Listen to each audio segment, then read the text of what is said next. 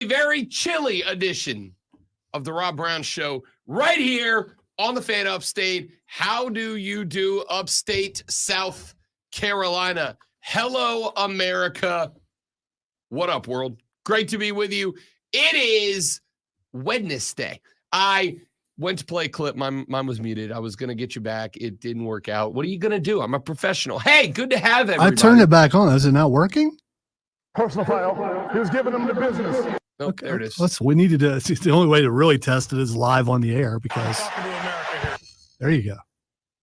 Good morning, everybody. Welcome in. How's it going? How's your day? A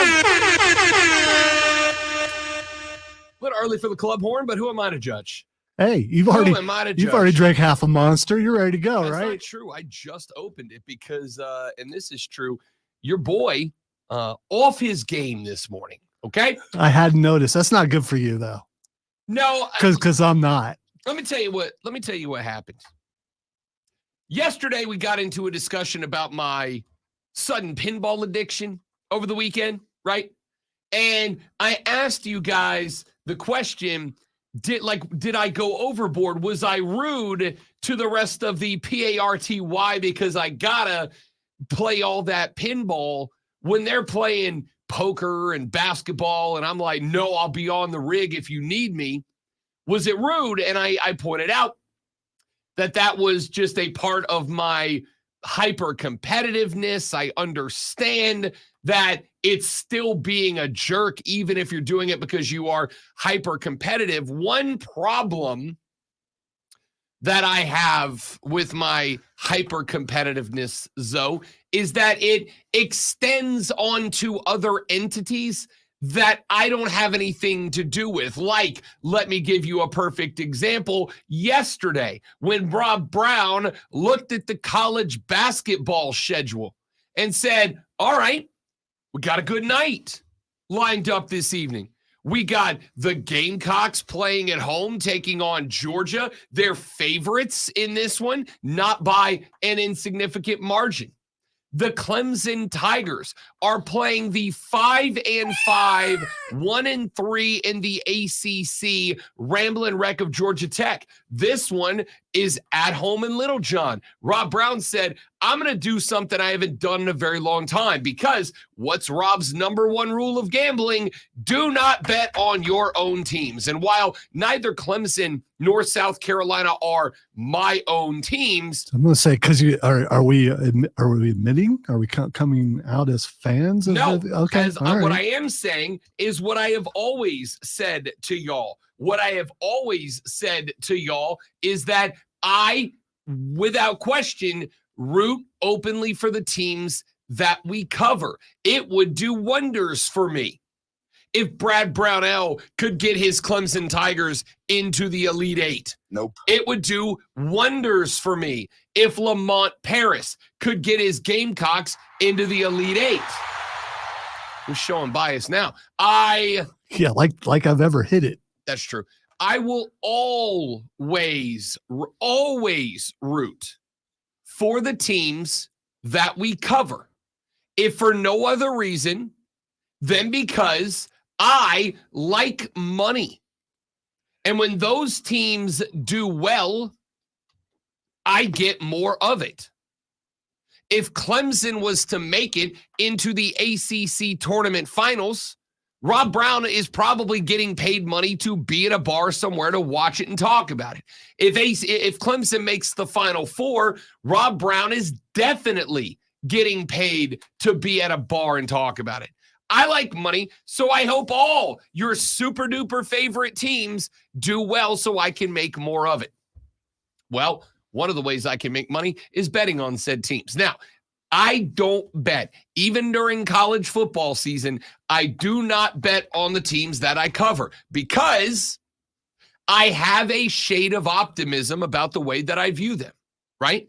I always view Clemson, as much as Clemson fans are going to call me a liar, in the best possible light. I always view South Carolina, as much as a bunch of Gamecocks fans are going to say I'm a liar, in the best possible light.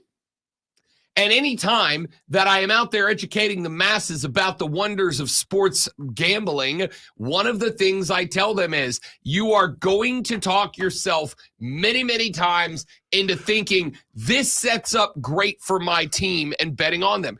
Don't fall for that trap. You are always going to look for the best. Last night I broke my rule because I said, all right, the Gamecocks are 3.5-point favorites at the house. The Tigers are like 7.5-point favorites on that at the house. I thought, you know what I'm going to do? I'm going to build a state of South Carolina versus state of Georgia two-leg parlay. Both teams outright money line winners. Okay? Now, on the money line, the odds weren't that great. Clemson was like minus 700 on the money line. South Carolina like minus 550. Those are money line numbers that I don't take just the one. Because then you got to throw a bunch of money at it to make a bunch of money on it, right? I don't take the money lines when they're, minus 500. But I'll parlay the two together. And the two together came out to be like minus 175. It's still not great, but at least I'm getting a little return on the investment there. So Rob Brown threw a little chunk of change at both Clemson and South Carolina to win at the house, playing two teams that should not be in a league with him. All right. And so he stayed up late because those games didn't tip until 9 p.m. Either one of them. They both tipped after 9 o'clock. So I go in the bro cave. I turn on the television. I get one game on the big screen. I get one game on the slightly less big screen. I sit back in the chair and, I'm not even drinking last night because I'm doing moist January. It's like dry January, but realistic. So as I'm participating in moist January with no adult beverages to temper my expectations, I'm full throttle into these two games. And I look over at one point and Clemson's got Georgia Tech down 8, 9, 10. I look over at one point and South Carolina is hanging on to a pretty consistent 3, 4, 5-point lead against the Dogs. And I'm like, all right, I'm in good shape here. I'm in a good spot, right? I need both money line. They can both win by one as long as they both win. And so I step away for a minute. I lock into show prep for a few minutes. I take the dog outside because it's bleep you cold. So I got to put her on the leash so she goes instead of just tools around in the backyard. I take out the trash. I put the dishes from the sink into the dishwasher, and then I go check back into the games. And all of the sudden,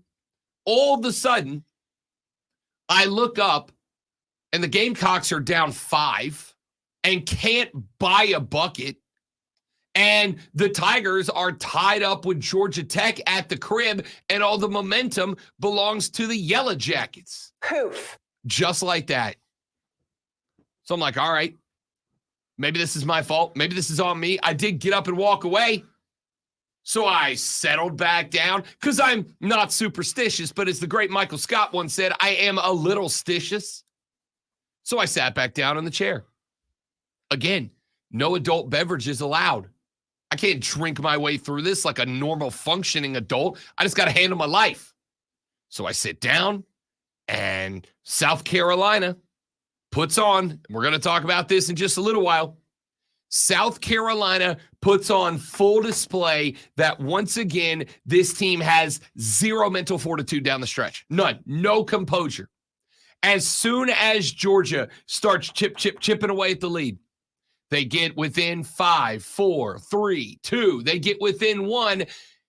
And South Carolina just starts throwing up prayers at the basket. Just prayers at the basket. Nothing's going down. And then I'm like, oh. So I flip over to the Clemson game for a minute. It's overtime. Shouldn't be overtime. Clemson had multiple chances down the stretch and just could not lock in on defense. They just could not, for whatever reason, get themselves to slap the floor, get in the crouch, and play defense. And all of a sudden, Georgia Tech's right there tied up with them. And all of a sudden, it's overtime. And I'm thinking, all right, overtime at the crib. They're going to be just fine. They were not just fine. Georgia Tech in the second overtime steals it 93-90. So Rob Brown went into the night breaking his rule of never gamble on your own team.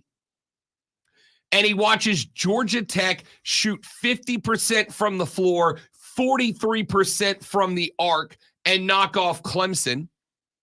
He watches Michi and co. absolutely melt down against Georgia and give one away for no good reason at all. And he ends up going 0 for 2 in the Palmetto State versus the Peach State showdown last night. So here's the thing about having personal rules. Every once in a while, you have to break them to remind you why you made them in the first place.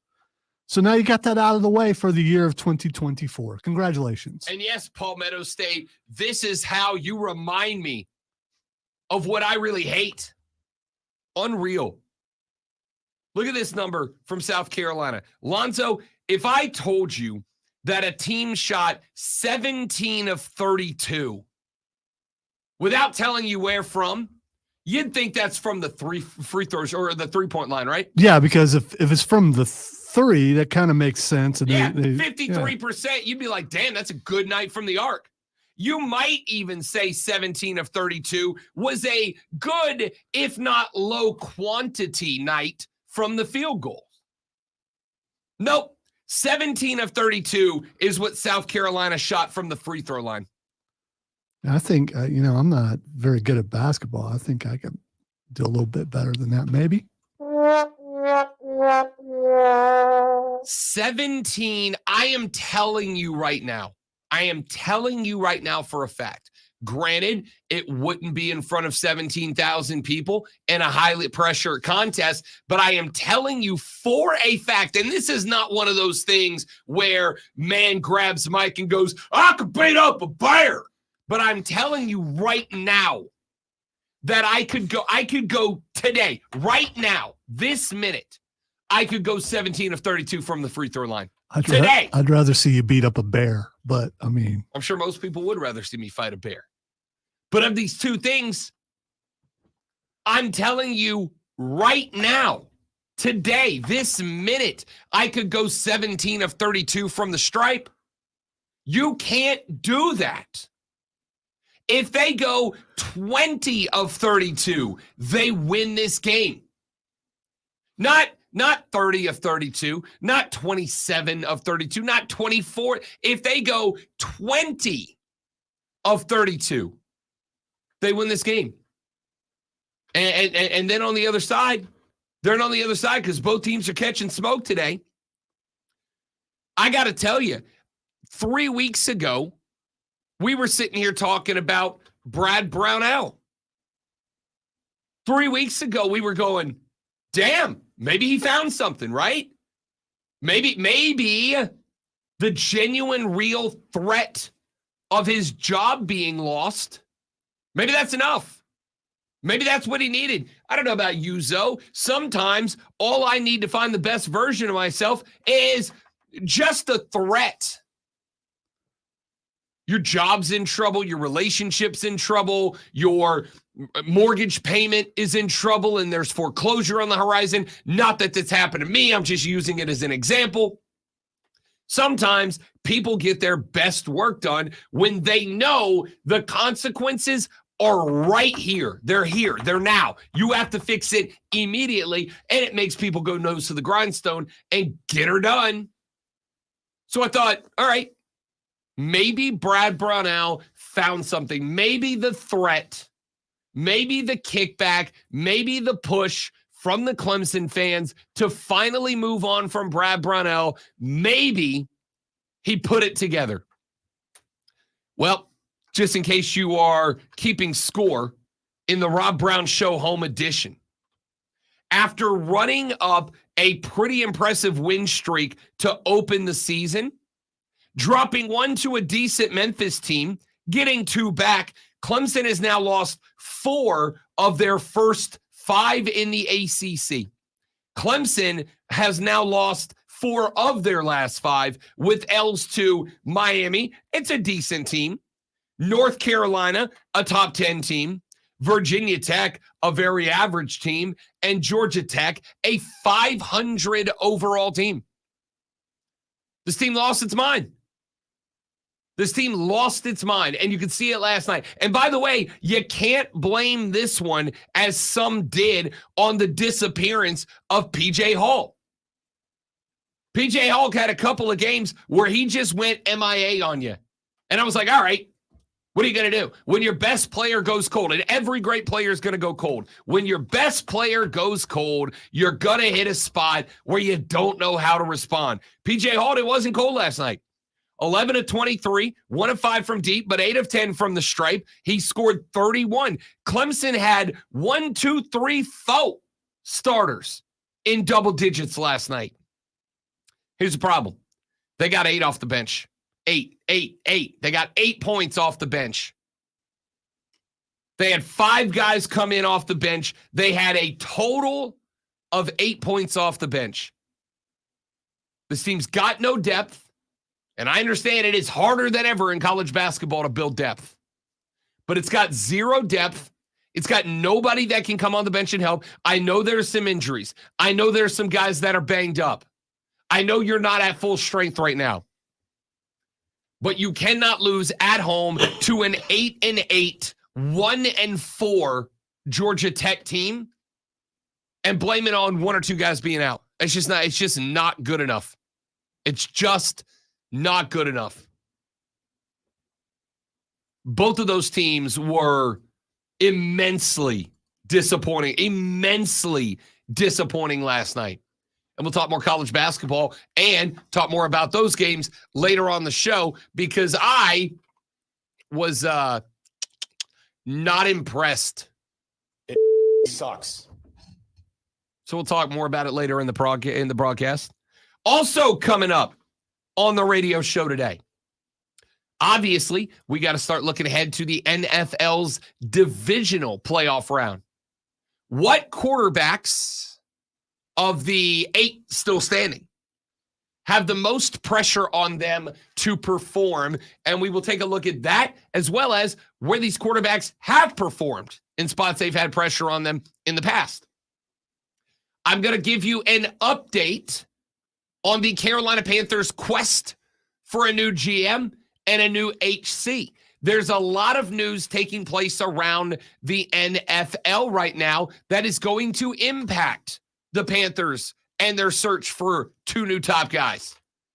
Mike Tomlin apparently is coming back for one more in Pittsburgh.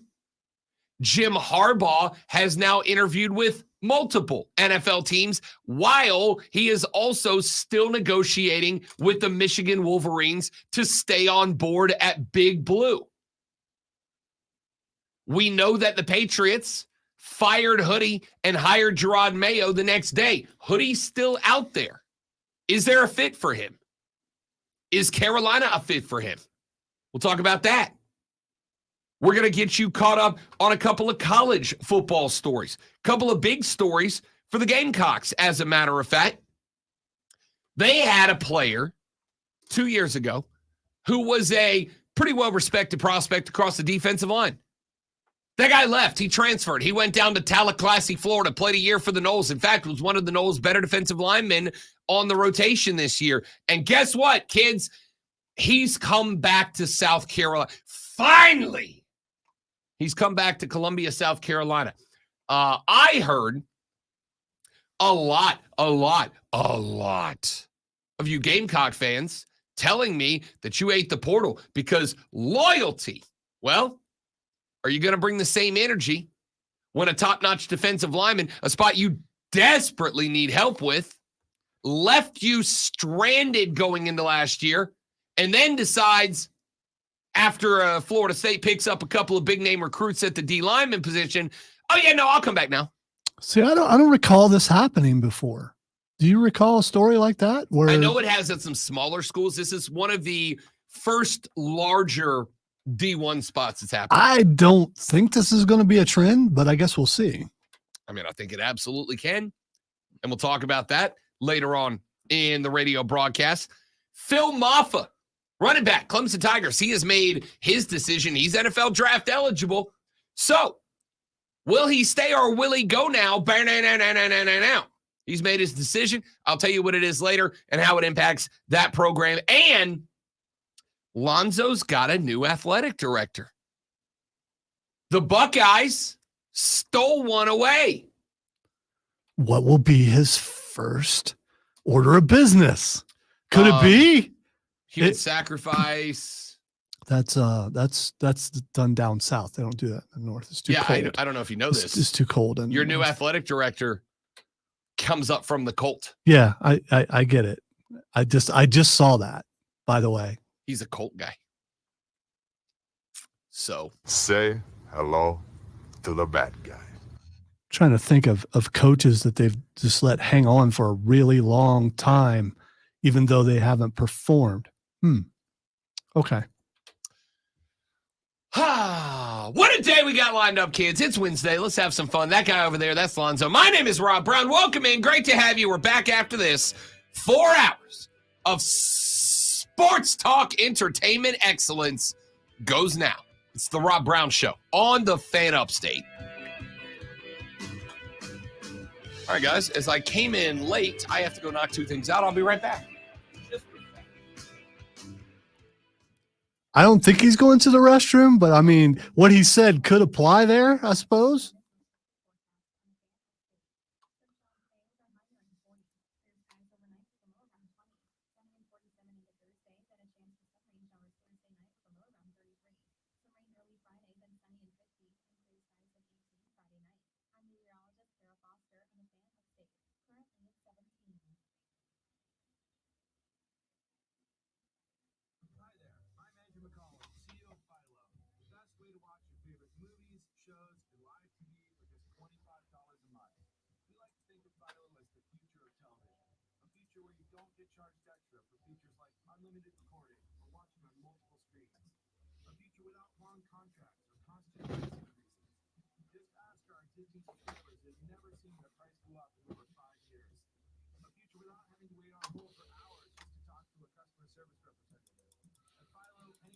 Kevin, I'm not ignoring you, by the way. I think I'm done with betting.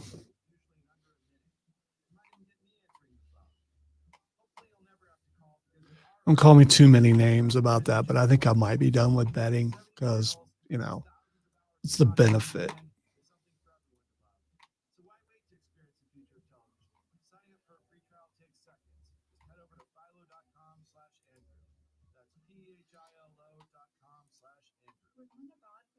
I don't know how comfortable I feel with wearing other people's clothes. I mean, I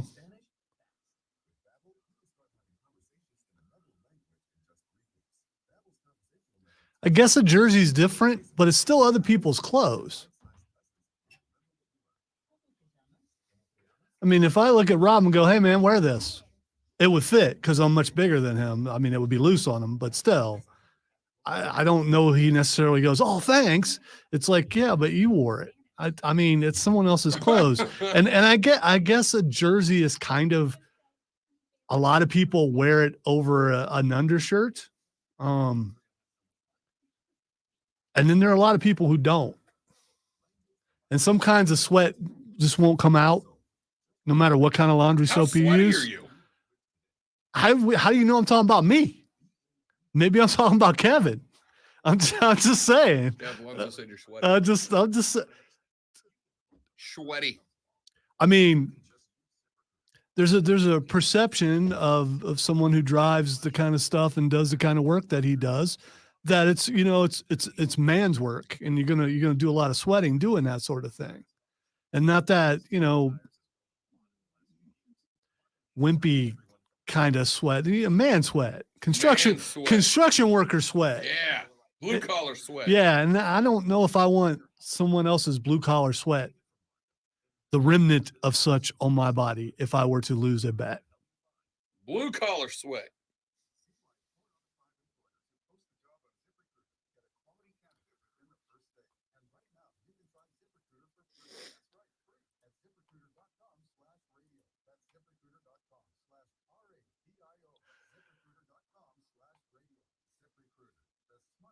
It really comes down to it. I know how I just really don't want to bet anymore.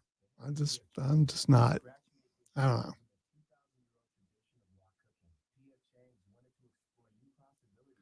And maybe I'm just more concerned about my sweat. And if you were to lose and you had to wear my jersey, and be like, man, I can't get the smell out of this. I don't want that, reputation.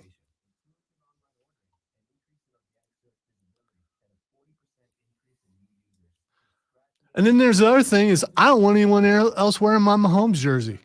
I just don't. It was a Christmas gift, and I know it costs a lot of money, and I just don't want anyone else. I mean,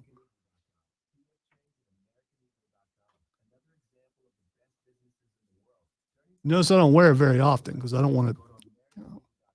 Got to get life out of that thing. It'll last for a while if I take care of it. If I wear it every other day, it's not going to, trust me, I have a Marcus Allen jersey that I wore every other day, still hanging in the closet, and it's worn to death.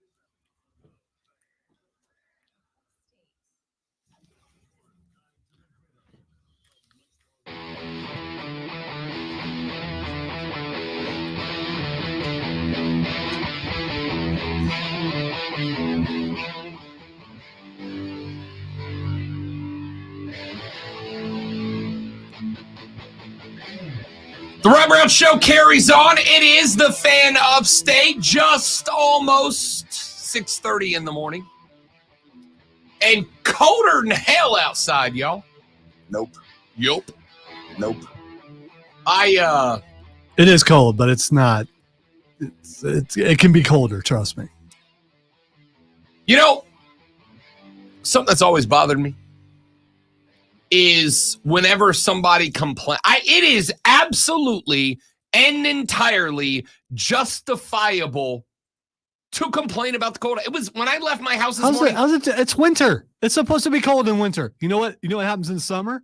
This is hard to believe. Yes. It's hot in the summer. It will be okay to complain about 102 as well. That's old people speak. Old people complain about the weather. Well, get me my AARP card then. It's probably in the mail.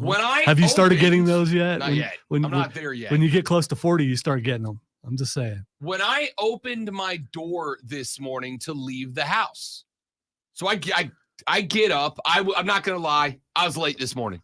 All right. I was going to say, I'm waiting for this because I know that when I pulled in and you're not here yet, it's just like, okay. All right. I was a solid late today. I was early. So there's that too. I got up this AM. I took my shower last night because I was so damn mad at the basketball that I couldn't sleep. All right. That's how mad I was. And I didn't have bourbon to help me out. So I got up this morning. I went in the bro cave. I got dressed.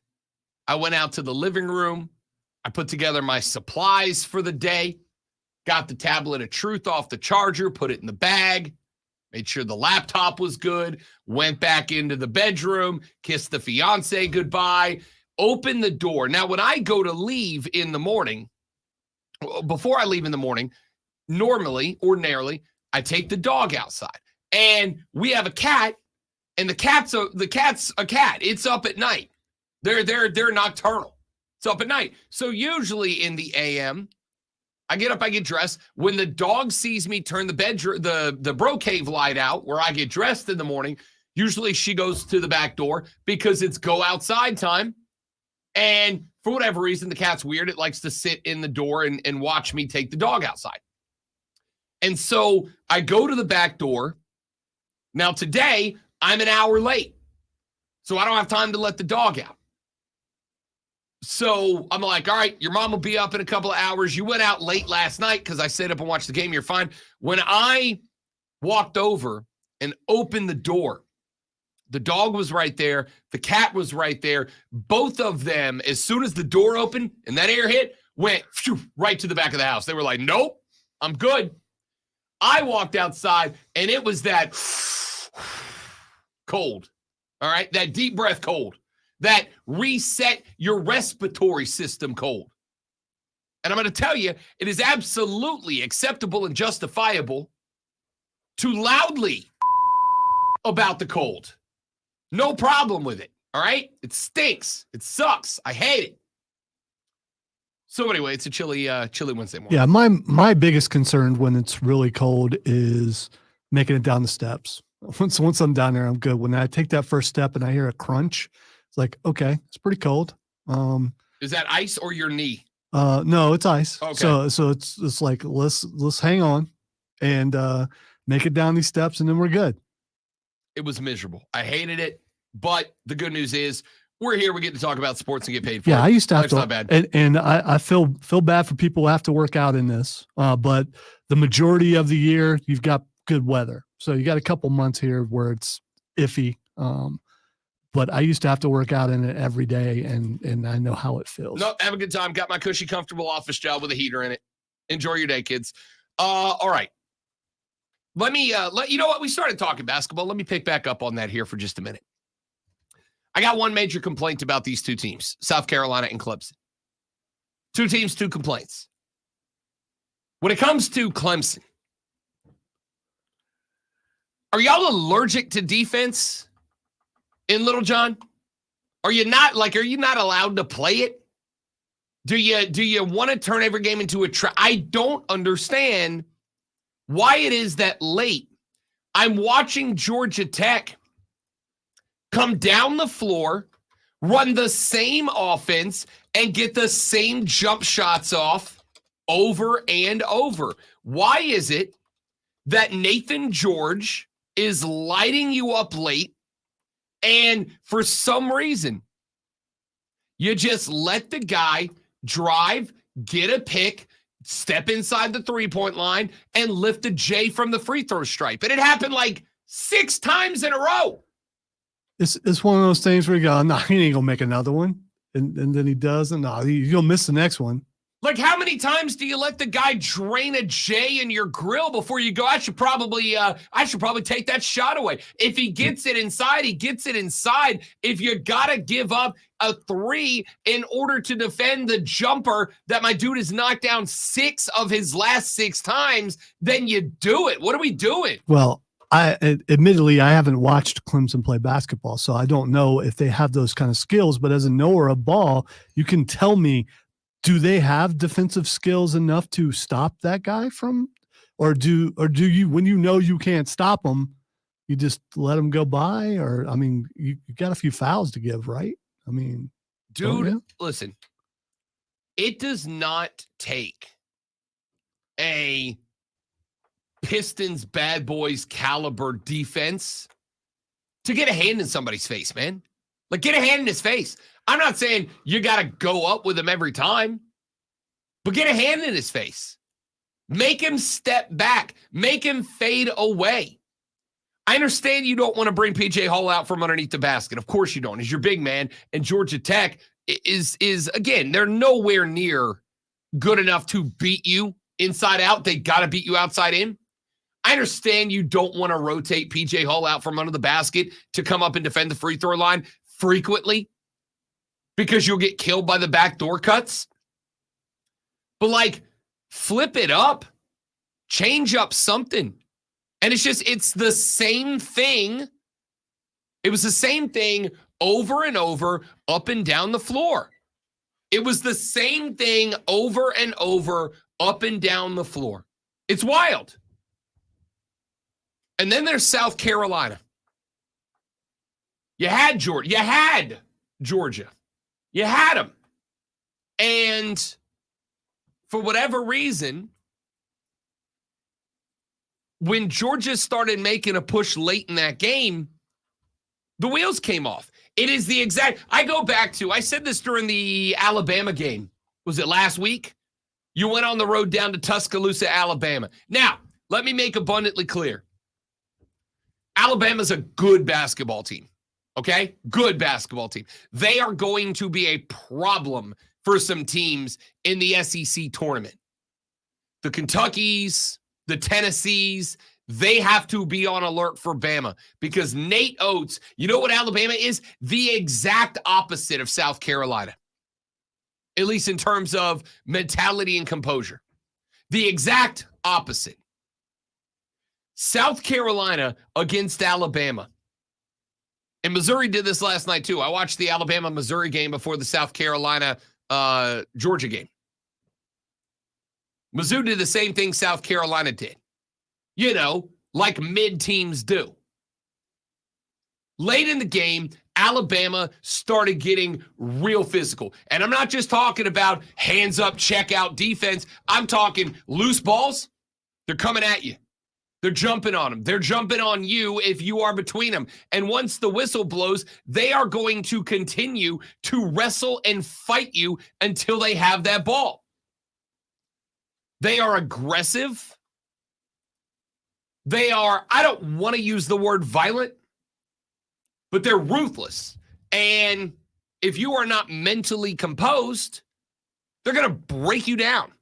It's exactly what Bama did to South Carolina last week. They did it to Mizzou last night. So I thought to myself, all right, here's a good moment. This is what we in the business call a teachable moment. If I'm Lamont, I am spending the next week of my life. And first off, let me make clear. I am talking about a 14-3 basketball team here. All right? But also, like 2 weeks ago, when we had a guy call the show and go, Rob Brown, why are you not talking about the Gamecocks men's basketball team? My response was what? Win one that's worth talking about, right? You got to win at Mizzou. You got to win against Mississippi State. I wanted to talk a little bit about it. But you got beat by damn near 30 on the road at Alabama. And the lesson that I thought you learned, you didn't. You beat a mid-team in Mizzou the next week, which, all right, like good. Good, that's a win you got to have. But Missouri's a 500, 0-3 in conference basketball team. I would have thought you're spending a week of your life, getting dialed in, getting ready, getting rid of that mental breakdown that you had against Alabama. And instead, Georgia comes right at you. They start banging around underneath the rim. They've got guys that are going underneath. Now, in fairness, Russell Chua is a 7-foot, 275-pound big man. It is going to be hard to stop that guy from doing what he wants to do underneath the rack. But you held him to 7 shots. He was 4 of 7. You didn't send him to the stripe. He was 1 of 2. It's not like that's enough to beat you, at least by itself. But late in the game, when Georgia dialed in, when Georgia figured out what they wanted to do, South Carolina's out there throwing up prayers, throwing up threes from 5 feet behind the arc with, 14 seconds left on the shot clock. And then when you get inside of 2.5 minutes, now all of a sudden, now you want to run set offenses? Now that you're down 5 with a buck and a half to play, now you want to set up run offenses? Now you want to start taking your time. There's 47 seconds left on the clock. Georgia's up 5. That's not impossible. It's tough, but it's not impossible. You knock down a 3, you get a stop, you come back, you hit a layup, you're now tied the game. 47 seconds left on the clock. South Carolina inbounds the ball. Georgia's pulled back to the half court. And what does South Carolina do? In that spot, this is basketball 101. I've coached middle school teams that know this. You roll the ball to half court. The guard walks it down. You don't pick it up until the defender comes out at you. What does South Carolina do? Bounce the inbound, start dribbling, take their time getting down the floor. They cross half court with like 36 seconds left, to like 10 seconds to work the ball down the floor against no defense. You're down 5. That's a 2-possession game, y'all. We got to go. You have now created a situation in which the Dogs are still up 3 and the shot clock is inside of the game clock. You have to foul them and send them to the stripe. When the shot clock was outside of the game clock, had you got the ball down there, made something happen, you've created a world in which Georgia has to shoot the rock, has to shoot it. You got a good chance for a rebound, and while it may only be 10 seconds or so, you got a chance to tie it up. Instead, you, by taking your time, allowed the game clock to be above the shot clock. Now you got to foul. It was a mental breakdown in this game, and I just didn't get it, man. I just didn't understand it. It bothered me because it is now the second game, and in fairness, this is on me. I have watched 2 of the last 3 games. I watched the Alabama game, and I watched you melt down. Now I've watched the Georgia game, and I watched you melt down. You're a 14-3 club. You're in a good spot if you can get your lives together. But it's this. Like, it's just this. This is what, at some point, you got to go, that's your identity. Your identity is a team that does not have composure. It's frustrating. Let's take a break. We'll come back. We'll wrap up hour number 1. We got to talk some Clemson ball as well. What is the deal with this team's complete and total lack of defense, man? Like, why is it down the stretch that Clemson just disappears from defending the mid-range jumper? They did it last night, cost you a ball game. We'll talk some more shooty hoops. We got NFL water cooler cheat sheet at 7 p.m. We're busy. Stick around. Don't go anywhere. The Rob Brown Show's on your radio. It is the Fan Upstate.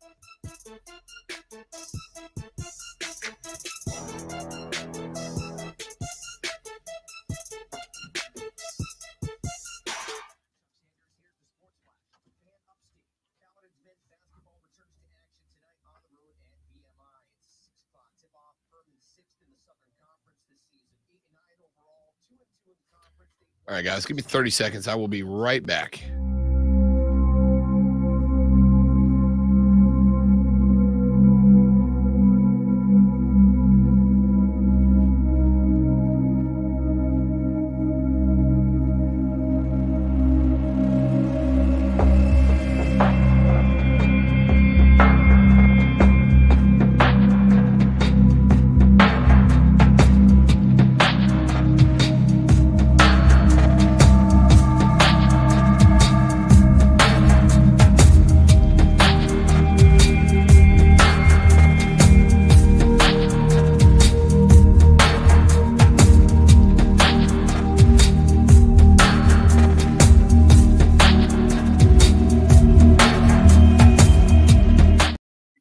Thanks for hanging out, y'all. Good morning.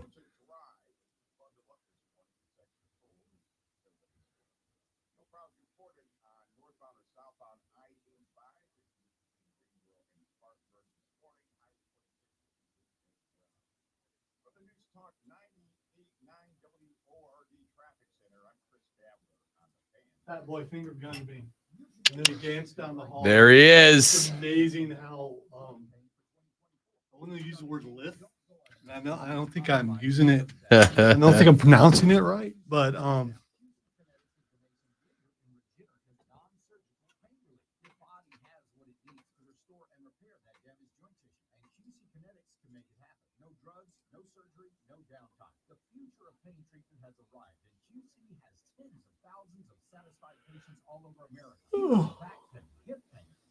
associated with arthritis or injury. This is not a Band-Aid. This is a revolutionary treatment that can get you moving again, get your life back. And listen, it's non-surgical. If this year is the year you decide to fight back against that pain, take the first step now. Call QC Kinetics. Get a free consultation on the calendar today. Call 864-448-3772. That's 864-448-3772 in Greenville and in Asheville. 864-448-3772. Cards issued by certain banking subject members of U.S. Terms and Conditions apply. Are you the decision maker in your company? Consider this. For the first time in decades, there's a better option for a corporate card and spend management platform. Meet Grant, the only corporate card and spend management system designed to help you spend less money so you can make more. Most corporate credit cards offer points as incentives, but those points amount to less than their worth in real cash value. Ramp's corporate cards offer you cash back, real money in your pocket. Plus, you control who spends what with each vendor.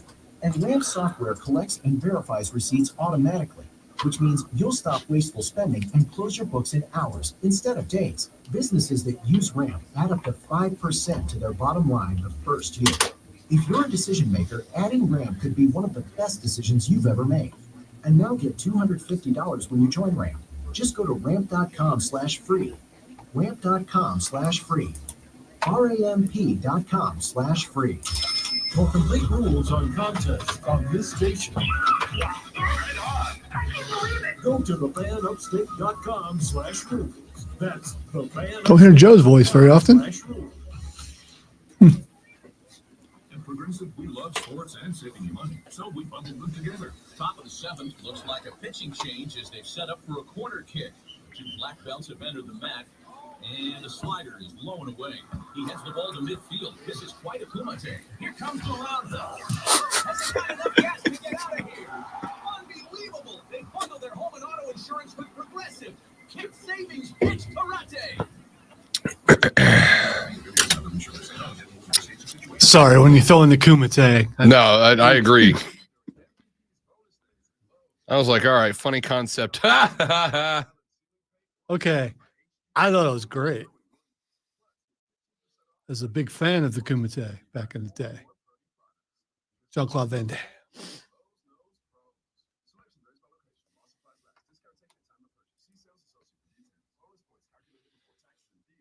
Turn the beat around. I don't know why that's in my head. I don't know either. Are you like a fan of Miami Sound Machine because of growing up in Florida? You have to be. Is it a law or something? No. I just feel like if you are a person, you're a fan of the Miami Sound Machine.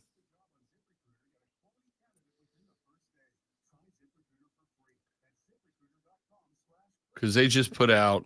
Well, the rhythm is going to get you. Rhythm is going to get you. Rhythm is going to get you. Rhythm is going to get you.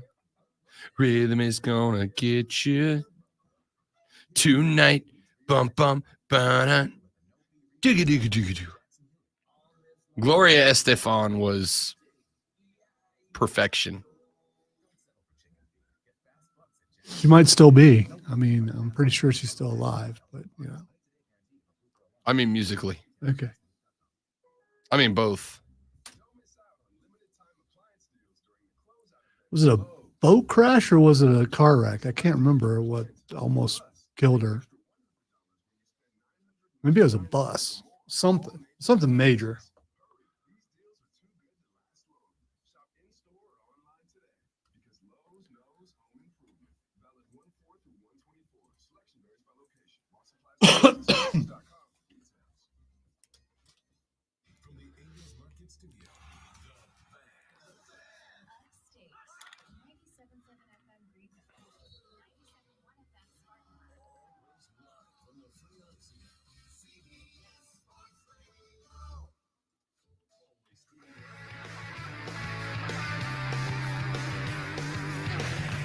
Somehow during the break, Gloria Estefan made her way back into my consciousness.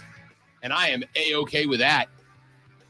Banger after banger after banger from the Miami Sound Machine. Lonzo said, do you have to like her because you're a Florida guy? No, I just think if you're a person, you like Gloria Estefan. Just great stuff from the Sound Machine, man. It was her tour bus, by the way. It was a tour bus accident outside of Scranton, PA. All right, so there. Now here's it. I'm gonna have to spend the rest of the day listening to the Miami Sound Machine, and now so do you, because I don't think you can think about conga and not get that conga beat. As long as you're not playing the slow stuff like "Don't Want to Lose Your Love" and stuff like that. I mean, because See, I know that they exist. No, because I don't want to go to sleep. That's all. But I hear Sound Machine, and I'm going straight up. Oh, tempo. Don't Want to Lose Your Love was a great song. I mean, did they put out any bad songs? I don't think so.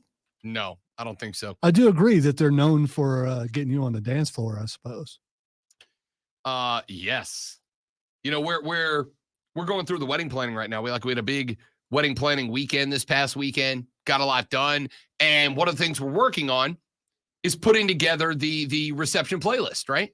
Because that is the most important thing you'll do. It's not the dress. It's not the suit, right? It's not the food. It's the music at the reception. That's it. That's the most important thing. If the music sucks, your reception sucks. And so we're kind of going back and forth, kicking around like, what's our playlist going to sound like? And stuff we want, stuff we don't, stuff that maybe it's not the greatest reception music, but it means something. Like, yeah, not going to lie, there's going to be a bop or two from Creed during the reception for me. So shocking. I know. She's into the bro country. There's going to be a couple of bro country songs I don't like. Cringe. Yeah, and she's going to be all in, and that's okay, right? It's about our music. Gloria Estefan is going to drop on that list, no doubt. No doubt. It's great stuff. Clemson. We talked about South Carolina just a minute ago. Let's talk about your basketball team for just a second, shall we?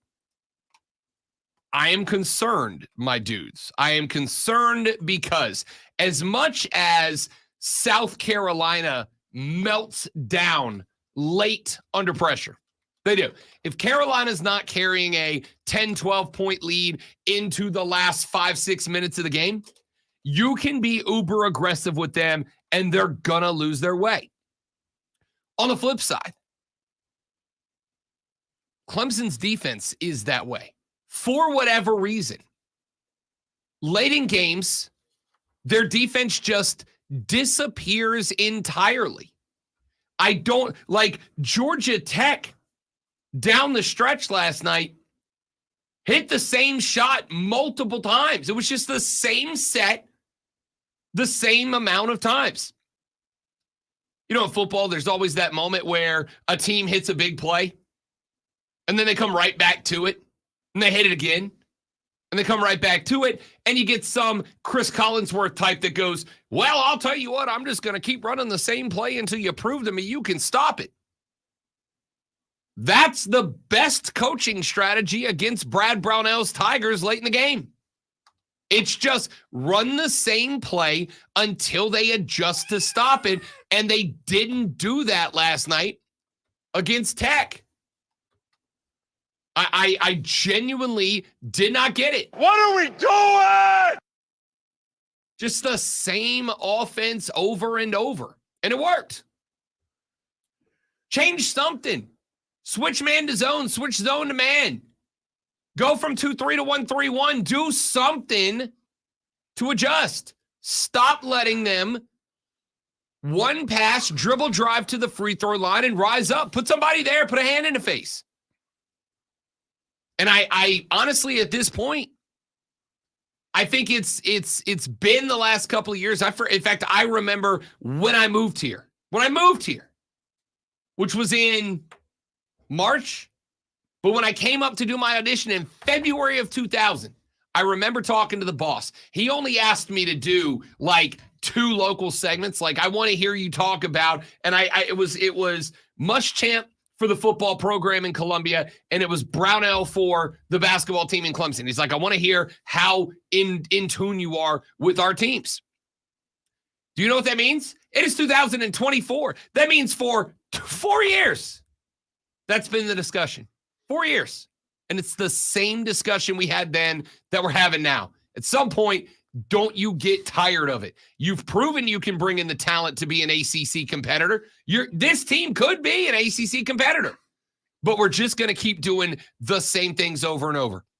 Hour number 2, we got NFL football talk. But before we get there, here's a guy who never ices up in the clutch. Here's Lonzo with a Sports Flash. By the way, mid is comfortable because it's not losing. So there's that. The Falcons announced they interviewed Bill Belichick over the weekend, and now they meet with another successful former head coach, Jim Harbaugh. Harbaugh has been with that team up north since 2015 and is 86-25, and was successful for 4 seasons with the 49ers, going 44-19-1 with 2 division titles, 3 NFC championship game appearances, and a Super Bowl berth. Harbaugh has also spoken with the Chargers. Major League Baseball has agreed to allow the soon-to-be no longer Oakland Athletics to receive revenue sharing, even if they're not working on a new ballpark by next week. The Players Union also signed off on the deal as Vegas has approved a $380 million tentative deal.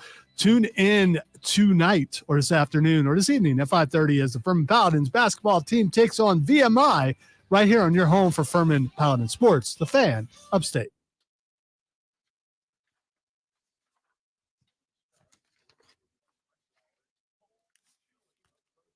Wow, what a contrast that was.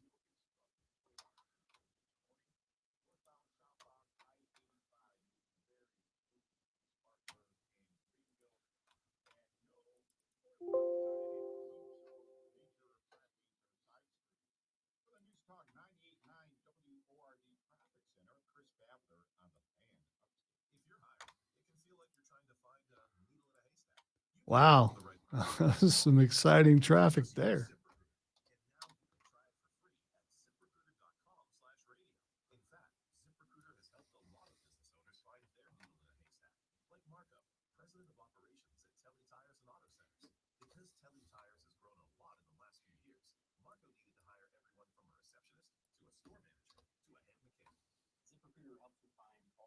I will tune in tonight, this afternoon, and this evening. What? Do do be do be do.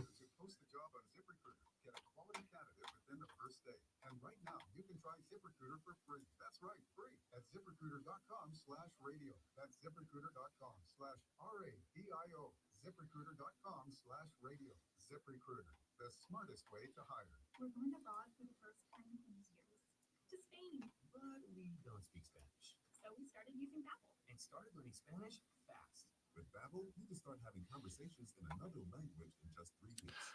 According to Sports Illustrated, Jimmy Butler says he's written 60 country music songs. Eyes, a debut album. It's easy, man. Even Jimmy Butler can do it.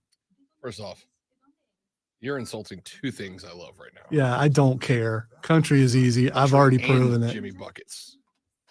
No, how am I insulting him? Jimmy Buckets loves country music. You're insulting both of us. No, I'm not. I'm not insulting. You know what? Even if I am, I don't care. Country is horrible. Y'all see what I got to work with in here? It is the nails on the chalkboard. It is the screech of an owl right before you lose your eyes. There are so many things that it is. One thing it's not is quality music.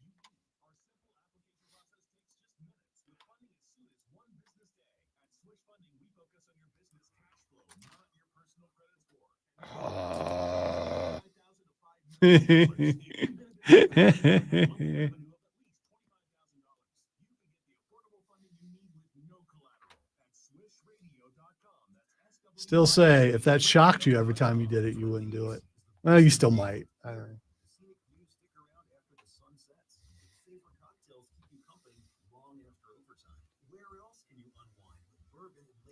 And he's back. There he is. And I immediately go right back to doing it. Of course you do.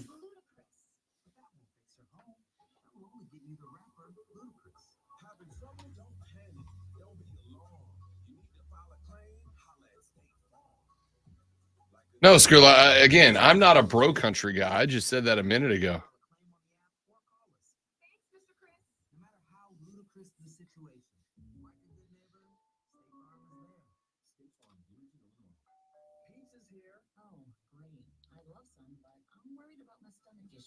If you're worried about having diarrhea, gas, bloating, stomach pain, or loose oily stools, Do it may not be do be do be do be do be do be do do do. or EPI. With EPI, the pancreas doesn't release enough enzymes to break down food, but EPI is manageable. Use the symptom checker on identifyepi.com and talk to your doctor. That's identifyepi.com. Sponsored by AbbVie. The Fan. Upstate. WYRD Greenville. WORD Spartanburg. WFBC HD Tree Greenville. W249TL Greenville. W246CB Spartanburg. CBS Sports Radio. Live from the Fan. QC in the first break. Ah.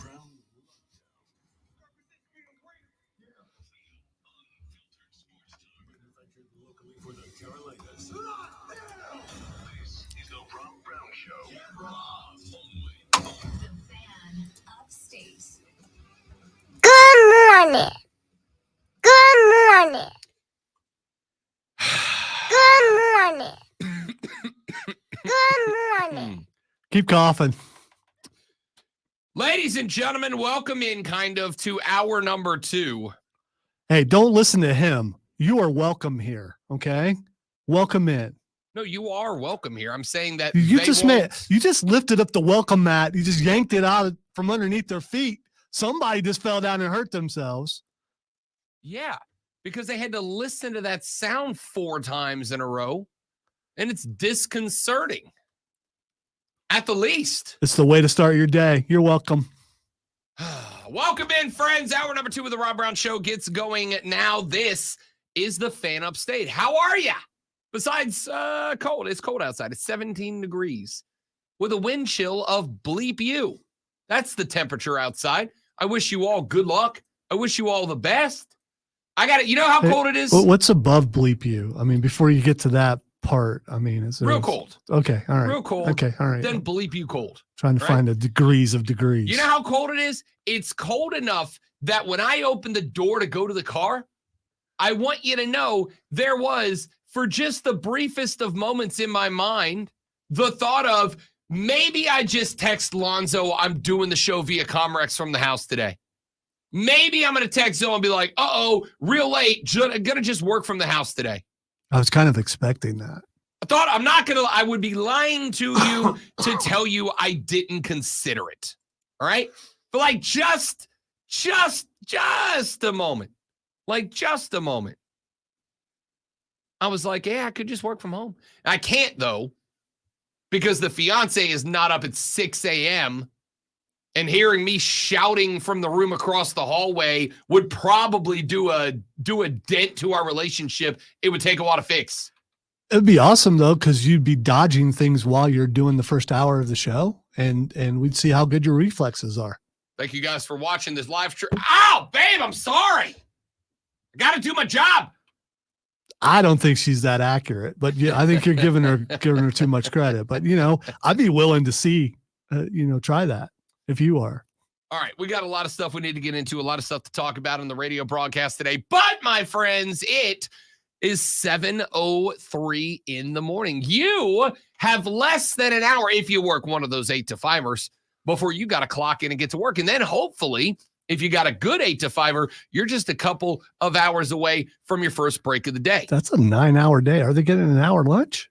Yeah, that's how real jobs work. No, that's what's 9 to 5, not Right. 8 to 5. Right, 8 to 5 plus a 1 hour lunch. That's how regular 8-hour a day jobs work. I did them for a long time. Well, it's not an 8-hour day. It's a 9-hour day. I'm just saying. You do 8 Yeah. working Uh-huh. with 1 lunch in the middle. That's a regular. I know it's tough to imagine when we've been in this industry as long as we have, but most people who work in banks or insurance companies or whatever, they go from 8 to like noon, take a lunch break till 1, and then they come back from 1 till 5. I always had to work like 10-hour days in all my other jobs. Oh, for sure. So I don't know about the 8, 9-hour days. I mean, they are 9-hour days, but they are 8-hour shifts, I guess is the right way to put it. Whatever. Point is, you're going to catch a couple of smoke breaks, a couple of water cooler breaks. I almost said the name of the segment, and that would have completely ruined the intro. Whatever. You're going to need this.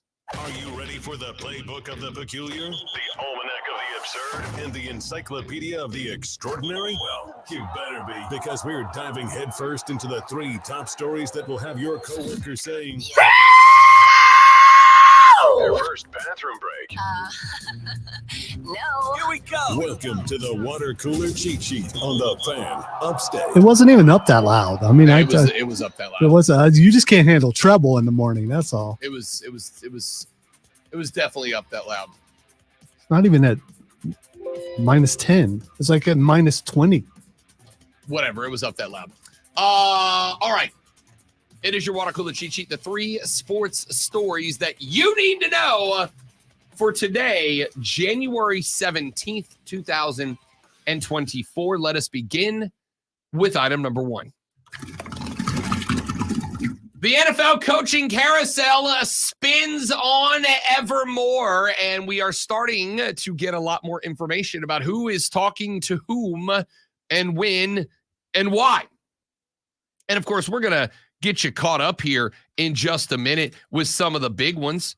We start, of course, with our Carolina Panthers. We found out yesterday that there were 2 big names that have popped up on the roster of interviewees for the Panthers head coaching job. We know now that Raheem Morris, defensive coordinator for the Tampa Bay Buccaneers, who are still alive in the playoffs, in part because of their wildly aggressive defensive scheme in which they kept Jalen Hurts running for his life in the wild card round, is on the list of interviewees. We know that they have interviewed Chris Tabor, the special teams coordinator turned interim head coach, although the reports out of Charlotte are that Tabor never wanted to be a head coach. He did go through the interview, though, from what we understand. We also know the Panthers have interviewed Ejiro Evero, their own defensive coordinator. We're going to talk about him in just a minute. But there are others that have been added to the list as far as interviewees or requested interviewees. Dolphins offensive coordinator Frank Smith virtually interviewed on Tuesday. Ravens offensive coordinator Todd Monken virtually interviewed on Thursday, also interviewed with the Chargers. Ravens defensive coordinator Mike McDonald virtually interviewed last Thursday. He is also either interviewed with or had requests for interviews with the Falcons, Seahawks, Chargers, Titans, and Commanders. Cowboys defensive coordinator Dan Quinn interview is scheduled for today, according to Albert Breer. Bengals offensive coordinator Brian Callahan is set to interview tomorrow. He is also either interviewed or had a request from Atlanta, Tennessee, and the Chargers. Bucks defense coordinator Raheem Morris. Eagles offensive coordinator Brian Johnson. Texans offensive coordinator Bobby Slovic. Buccaneers offensive coordinator Dave Canellis. And now we add one more to the list, Lonzo. Ben Johnson, the offensive coordinator for the Detroit Lions. 2 of those guys on this list. 2 of the guys on this list right now are 2 of the top tier candidates out there. Ben Johnson is wanted by just about everybody right now. Now, as of right now, Ben Johnson has interviews with the Carolina Panthers, the Seattle Seahawks, the Atlanta Falcons, the LA Chargers, the Washington Commanders, and the Tennessee Titans. And Bobby Slovic, the Texans OC, has an interview requested by Carolina along with Atlanta, Seattle, Tennessee, and Washington. Very interesting. Very interesting. Now, the guys that played in the wild card round. I said Raheem Morris with the Bucks a minute ago. I meant the Rams. Raheem Morris, Dave Canellis, Bobby Slovic, Smith, Quinn, Ben, and Brian Johnson were all obviously unable to interview last week because they had wild card playoff games. All 6 candidates may interview this week. Guys that are coaching teams that are still alive are allowed to interview from this point moving forward, although many of them may elect not to do so. If that is the case, if you start hearing that so-and-so was requested but did not accept an interview with the Panthers, do not take that as, oh, that means we suck and he hates us. A lot of these guys are still active. A lot of them are not going to take interviews while they are working on winning a Super Bowl. So don't panic yet. Didn't last year he think we suck and he hates us? A lot of times. And I'm not saying that's not going to be the case, right? The conversation about the relationship between the head coach and David Tepper is, I have no doubt, going to scare off a handful of candidates. I am sure there are some cats that are going to say no to an interview because of the horror stories that have come out. That long list of names you read, I'm sitting there thinking, okay, can any of these guys fix the Panthers? And none of them jump out to me. All right, so here's what I would say. Frank Smith, the Miami OC, I'm interested in. Because while it is Mike McDonald's offense, I do think that Frank Smith has a pretty heavy hand in helping to put it together. I think Bryce Young is more than capable of handling a complicated offense. Problem is just the offensive line. That can be fixed, but it's not necessarily going to get fixed by a head coach. I have zero problem. In fact, I would be relatively happy if Ejiro Evero ended up being the guy. I just can't imagine a world where he's got interviews with other teams that are closer to being successful if the stories about Dave Tepper are true, that he decides to stay on board. All right. Evero must be getting interviewed on his work before he came to the Panthers, because the work that he's done since he's been there is not worth being a head coach. You and I have butted heads on this. My argument has been the defense was not bad. I would like to point out that in the last 2 games of the season, the defense showed up. Tampa Bay, a team that just beat the Eagles 32-9, scored 9 points on your defense. 9 points should win you the majority of NFL games that you play. Okay? Ejiro Evero was handed a mountain of responsibility, which was to coach a defense that played alongside this offense. It's not on him. You won't accept it. I understand that, but that's my argument. I don't think Tabor's the guy. Monken, okay, but I again, it's tough for me to get excited about an OC who's got a QB like Lamar Jackson involved, because if Monken's offense broke down and didn't work, there's a lot of games you never know it because Lamar Jackson can bail you out by being Lamar Jackson. You know, speaking of OCs, unless I didn't hear it, I didn't hear Eric Bieniemy's name on that list. Not yet. You haven't.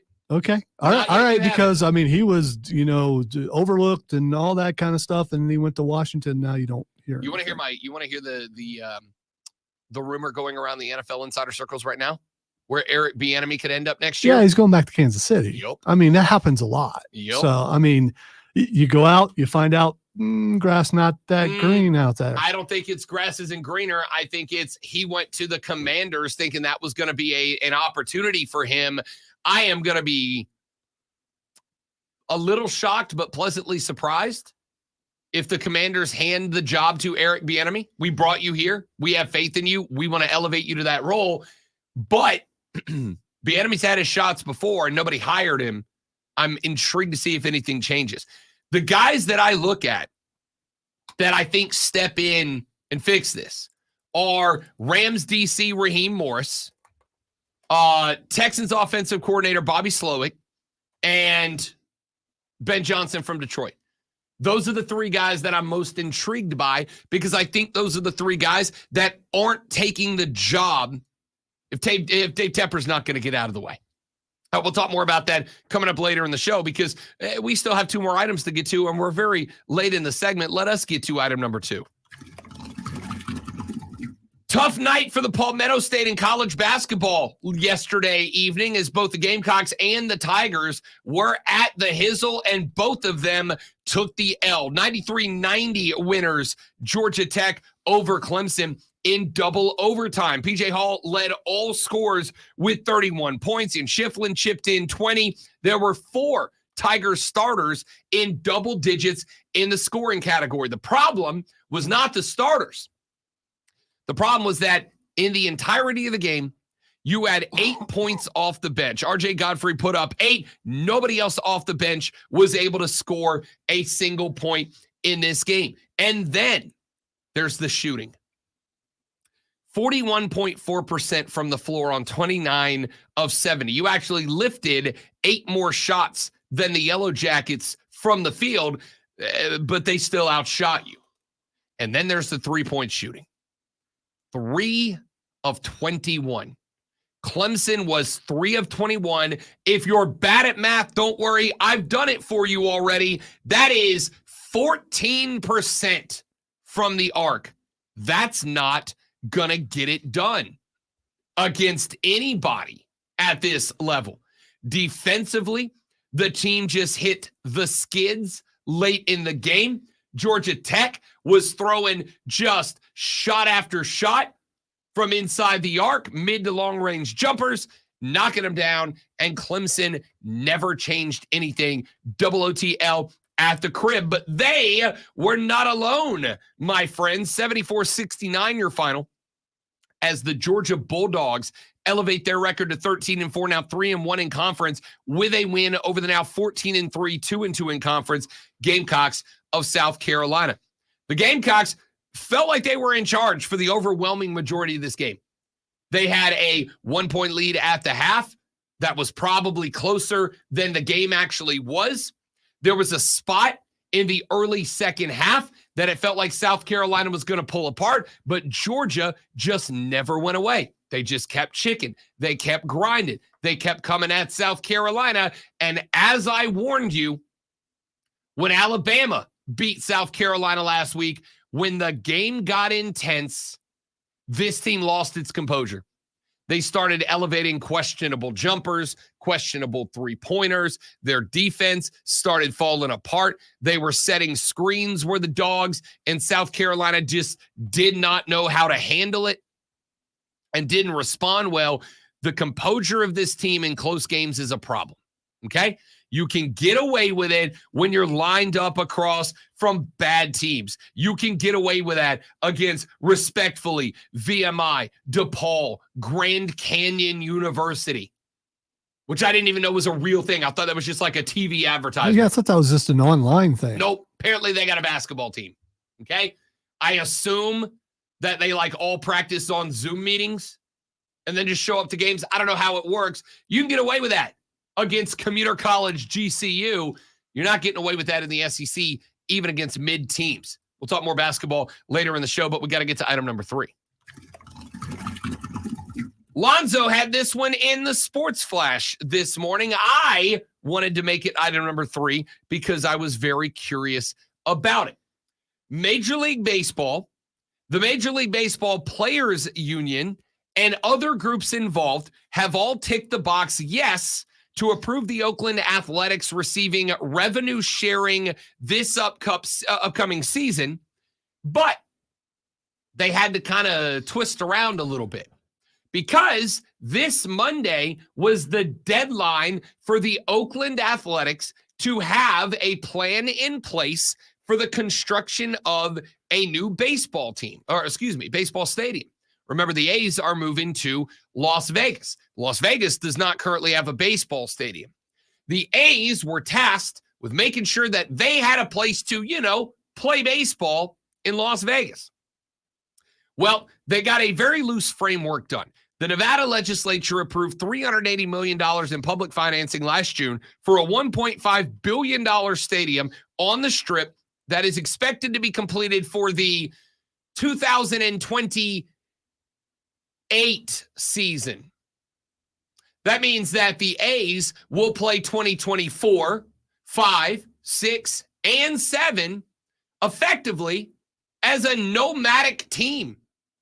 They'll play some games in different stadiums across the great southwest of the United States.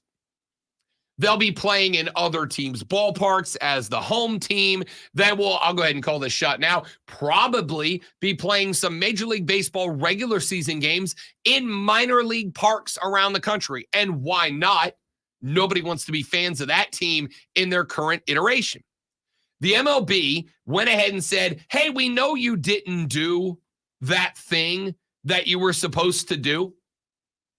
There was a labor contract in place that states, quote, if by January 15, 2024, the Athletics have not entered into a binding agreement in Oakland or another city to construct a new Major League Baseball facility to host Athletics championship season games, the Athletics shall be fully disqualified from receiving revenue sharing beginning with the 2024 revenue sharing year. That would kill the team. that would kill the team. It would have been the first time we saw an MLB team effectively walked out of the league.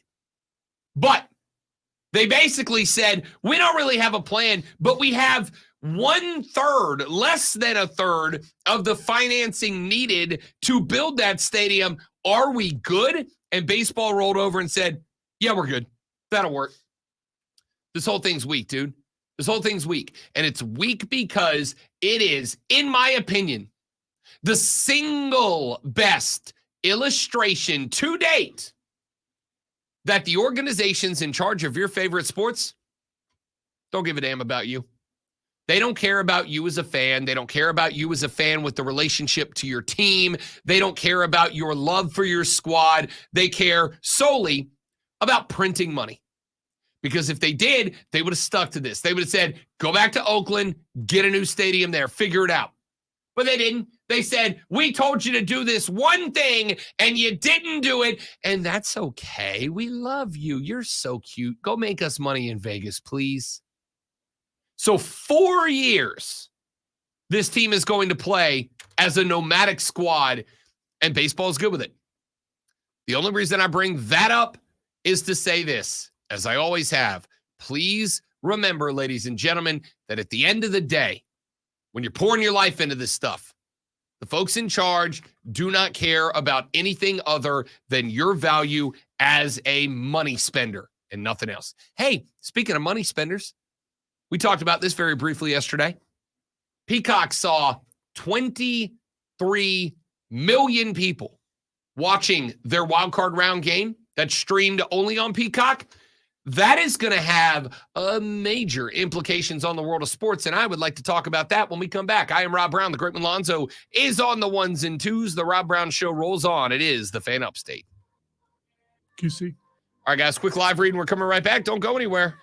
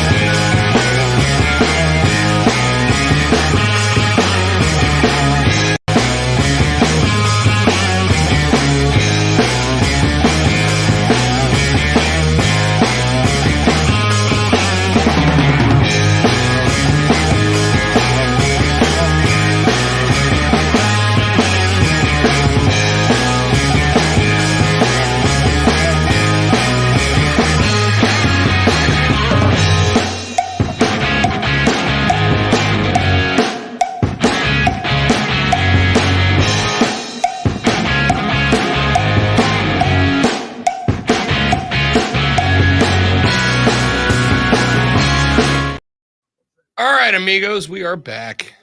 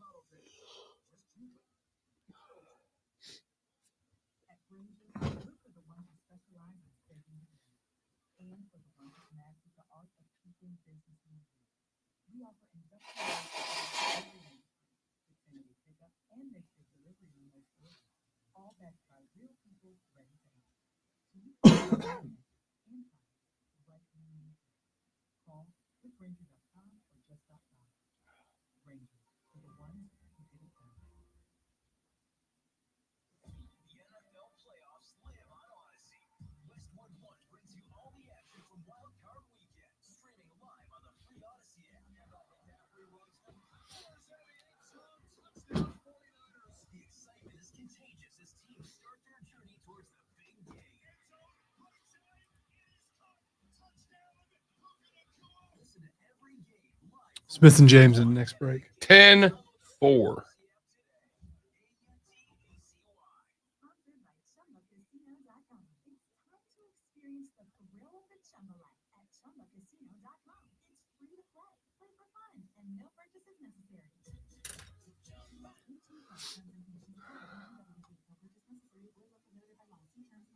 Take control of your listening experience with Rewind on the Odyssey. Instant jaw-dropping moments, no worries.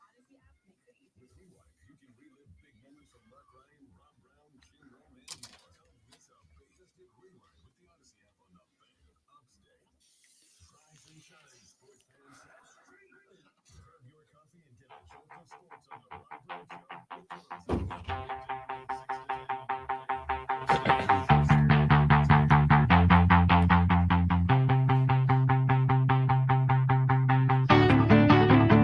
$23 million people tuned in to watch the Miami Dolphins v. Kansas City Chiefs, which streamed exclusively on NBC's Peacock app this weekend. That, of course, is the streaming app of NBC, who owned the rights to that game. They paid the National Football League to be able to put that on their stream, effectively banking that enough people would subscribe to Peacock, if just for that game, that they would be able to retain a chunk of them in order to make up the cost via streaming subscriptions. And that worked. I was listening to Amy Lawrence this morning as I was getting ready for the show.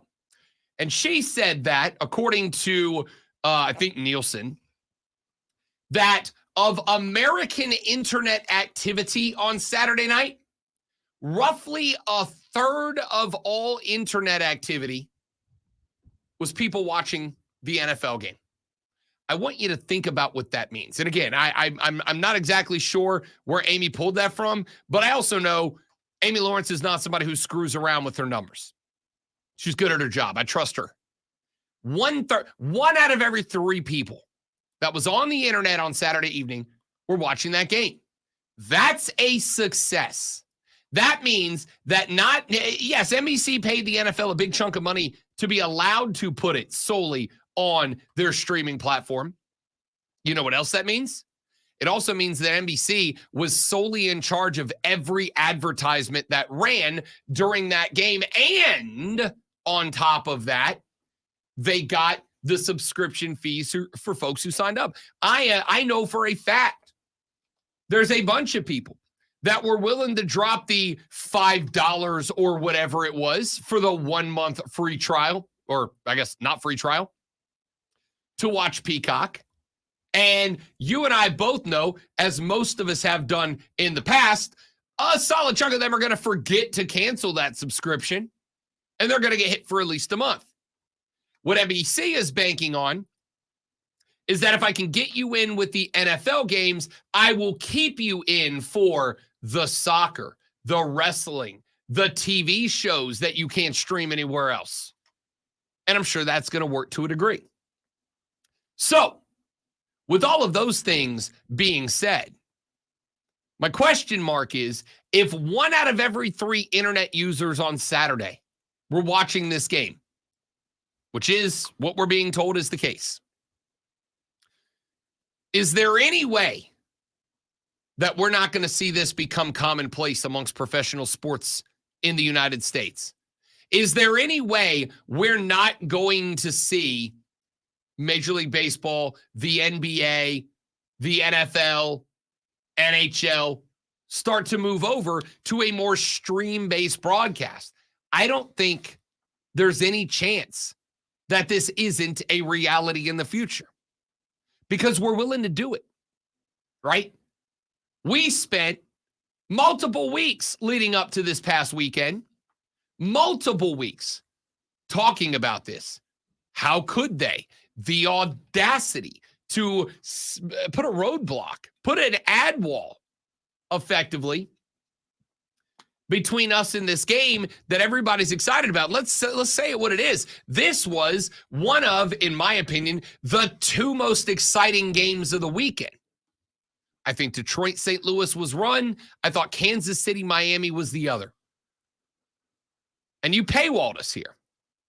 But then I and you and a lot of other people sat down and watched Peacock on Saturday, right?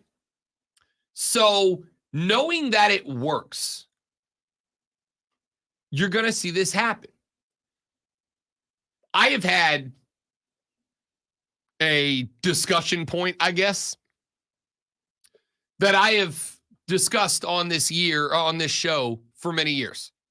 The talking point that I've had on the show many years comes up at the beginning of football season every year, when we inevitably get a phone call from someone who chimes in and says, Rob, I am offended by NFL prices.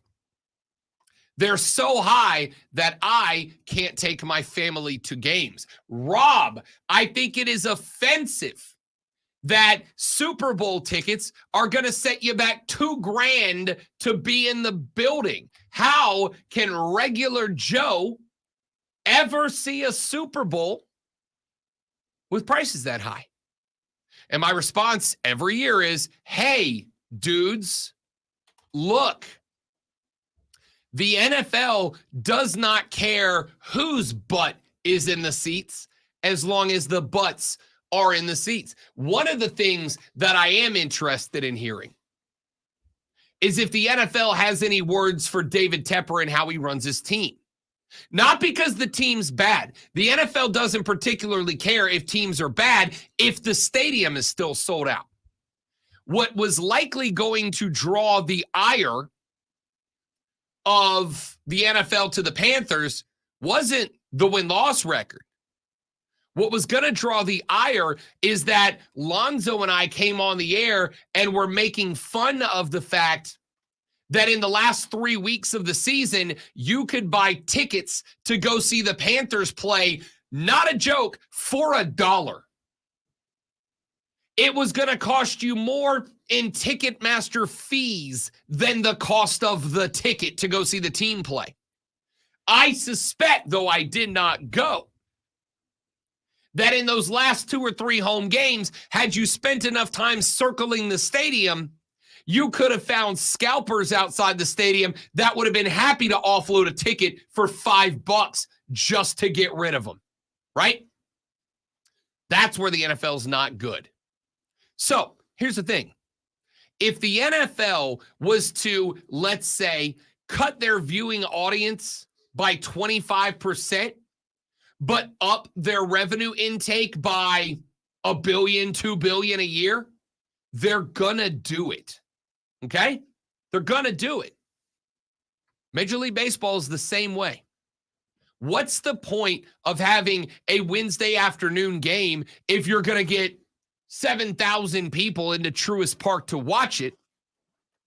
If I can put those games on a stream that's available anywhere and get just 1 million people to pay me $10 a month to be able to watch those streams without blackouts, then yeah, I'm likely to stop putting those games on regular television. I'm likely to stop broadcasting those games in any way that doesn't result in you not tuning in. I will watch the audience crumble if it's going to up my television revenue by $1 billion a year. I don't know how much this experiment proves, though, because it's Peacock and it's NBC. They have one game a week. One game a week. It's not like it's CBS or Fox where they have multiple games and maybe you can see one in your local area that you couldn't, which you won't because they'll black it out. They have one game a week, and it's usually the Sunday night game. They have one game a week. This was the marquee game. I think any other game other than Detroit and the Rams, any other game I think would have done less. I don't think you're wrong. I agree. It is a marquee game. But what is the whole point of pay-per-views? We're wrestling guys, Zoe. The whole point of pay-per-views is they create a card. This is the thing you have to watch. Well, no, you're right. But look at Prime. Look at the games for Prime. They create. I mean, was there a matchup that you went, man, I got to get a Prime subscription because I got to watch this game? No. To the fact that the guys doing the games were uninterested. Yes, but I'm going to yes, but this. Yes, but I'm going to yes, but this. Thursday Night Football on the stream, when it was signed, was an experiment. It was not, this is the final product. It was a beta test. You know what it was? It was, let's roll the double-decker sandwich that the buns are made out of 2 more fried chicken breast out in the Spartanburg market and see if that one area likes it. And if they do, then we'll start expanding it. Putting it on Amazon Prime was a good way for the NFL to pick up a paycheck, sure, but it was more, let's see if people are willing to do this. Let's see if people are willing to pay money to have these games. We're not going to throw our best stuff. And on top of that, remember, playing on Thursday means these teams are on short weeks more often than not. A lot of the teams, caught a Thursday game after their bye week, but a lot of them caught the bye week after the Thursday game. And so they were on short weeks. You were never going to get the best games. It was more along the lines of, let's see if people will tune in. And they did. So the Peacock game this past Saturday night was, yes, still an experiment. Let's see if people flock to Peacock for a playoff game. And they did. A third of internet users were watching that game. They did. They flocked to it. So now the NFL knows a couple of things. Number one, they know that we will pay for streaming. Amazon Prime saw that spike when they created Thursday Night Football. So they tried the new thing. Let's make it a primetime playoff game. And let's see what those numbers look like. Do you understand how ridiculously valuable the concept of 1 out of every 3 internet users looking at your product is? Dude, that's numbers that Kim Kardashian hasn't been able to touch in her career. That's numbers that the most successful YouTubers would sell their soul to be able to get. And the NFL did it. On its first try, the NFL did it. So put yourself in the position of the CEO of insert streaming company name here, with the knowledge now that if you get a good enough game on in prime time, that your app will control a third of the internet. I was watching the game on Saturday, right? We were up in the hills. We were all watching in the movie theater, and Tirico tosses us to break. He's like, all right, we'll be back to Kansas City after this advertisement break. And the ad, I don't know if you saw it, so I'm assuming you did. It was a Geico ad featuring the Geico caveman. It was a freaking mini movie. Yeah, it was like 3 minutes long. You're talking about he finally sits down and is able to watch the yeah, and it ends up being about the gecko and Yeah. not about him. Poor guy, man. it was 3 minutes long. And here's the best part Don't you about feel it. sorry for him? I mean, Oh, yeah, I do feel bad for the caveman. He got a raw deal. I wonder if it's the same actor. I don't know. It is. Is it? It is. Is it the same actor? Good for him. So they run a 3-minute freaking TV novella about the Geico caveman. Here's the best part. They come back from break. Tirico's like, welcome back to Kansas City where it's cold as bleep and we should not be playing football. Anyway, here's a commercial break. And they go right back to commercials. There were at least 2 or 3 times in that game where they came back from a break, showed the stadium, and then went back to a commercial By the break. way, I had the same reaction you did. Is if this was on DVR, this was my reaction. I'd be skipping this right now. Yeah. We love advertisers, by For the way. sure. I'm not going to act like we don't. We do. That's how we're able to be on the air. But there are times for something like that, you're like, yeah, I don't need to. I want to get back to the Look, game. we all know how this works, all right? You all know how the sausage is made. Zoe and I aren't here doing this for 4 hours a day if we don't have advertisers paying to get their product or to get their services in front of you, in your earballs, all right? I know how the sausage gets made. But at the same time, it gets a little ridiculous every now and then. But blah, blah, blah. Put that aside. The complaints about the broadcast itself, let's put that aside and let's stay focused. The reality is this. Peacock controlled 1/3 of internet traffic in America on Saturday night. What is the valuation of that to a streaming service? All of the money. All the money. So eventually, they're going to get to go to the NFL and go, hey, you know how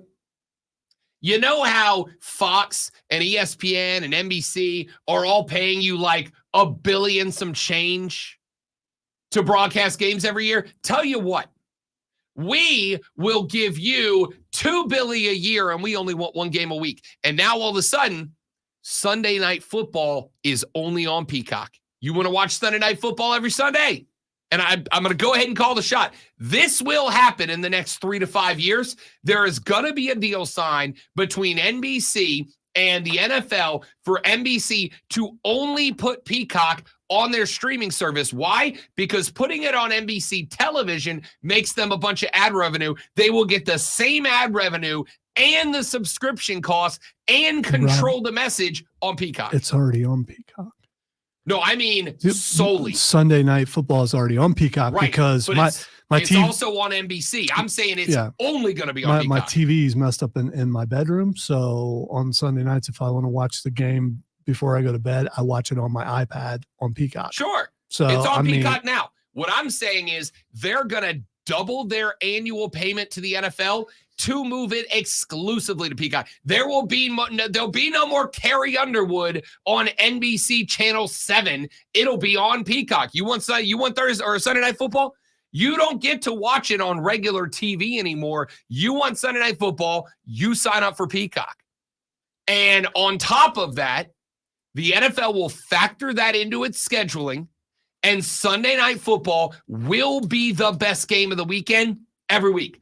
I could see, and this is just me going off the deep end, and then we got to take a break. Yeah, because I don't know how you can ensure it's going to be the best game every week. Year-long flex schedule. Okay, if you have flex, and there's still no guarantee, but you could get as close as possible with flex. Yes. They already have flex scheduling later in the year so that they can make sure that the best games are on in the primetime slot. We see it every year. Now you go, tell you what, we, as long as the players agree, and they will because they'll get money for it, they'll get a concession elsewhere.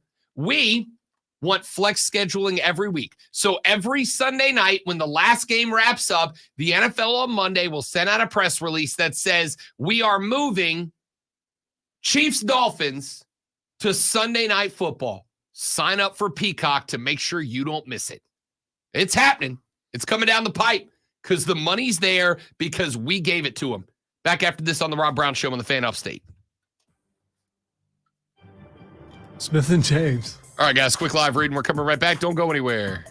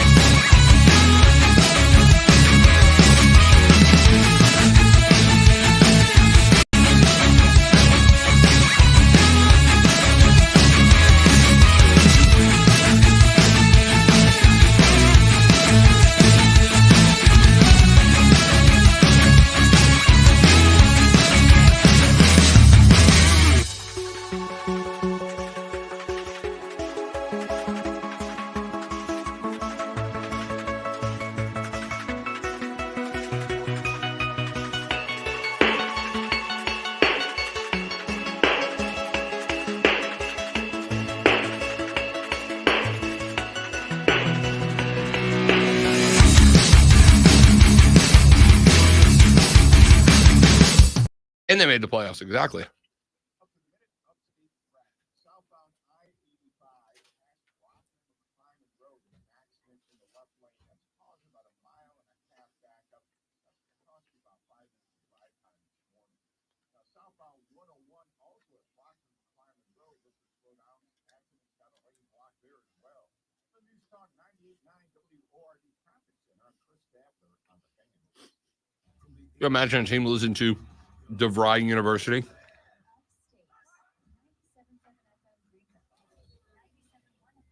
Be like losing to Vanderbilt, right?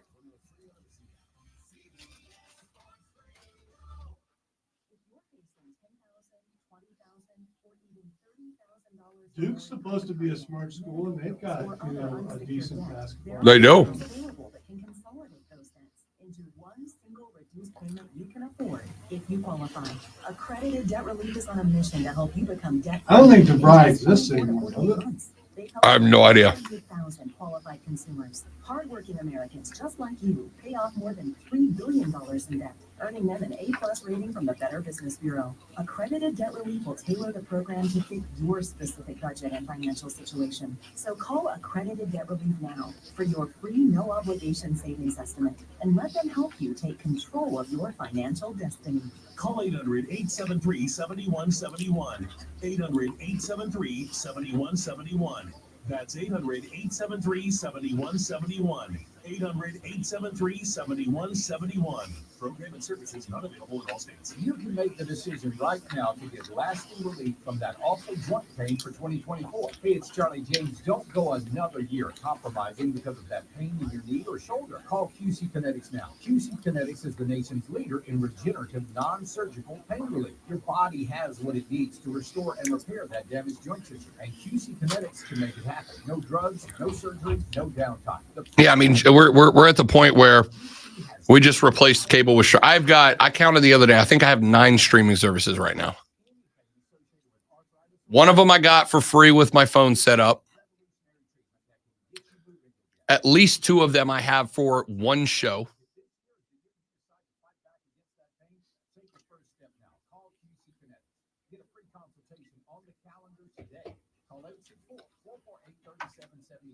It's ridiculous. Like my collective streaming bill now is as high as my cable bill was when I decided to get rid of cable and just go to the internet.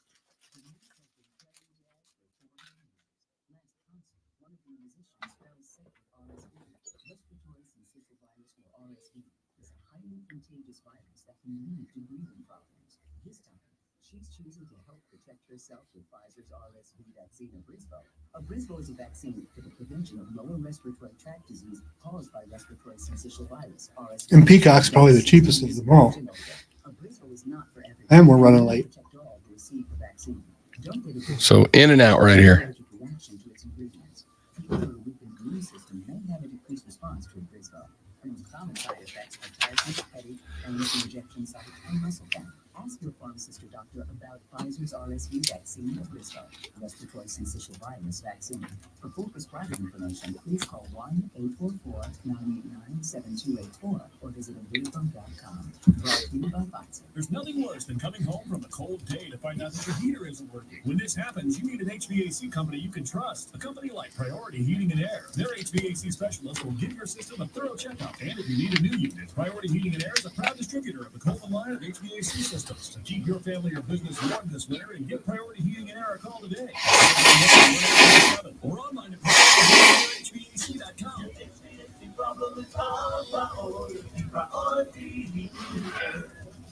Yeah, we're replacing the carpets too, so don't worry about that. No fresh powder yet, but Dan's Ski Lodge has an avalanche of projects. He needs a staff engineer to navigate a flurry of new requests. And all of those will be You can help him hire great people fast. Indeed you do. You can schedule and conduct virtual interviews all from your employer dashboard.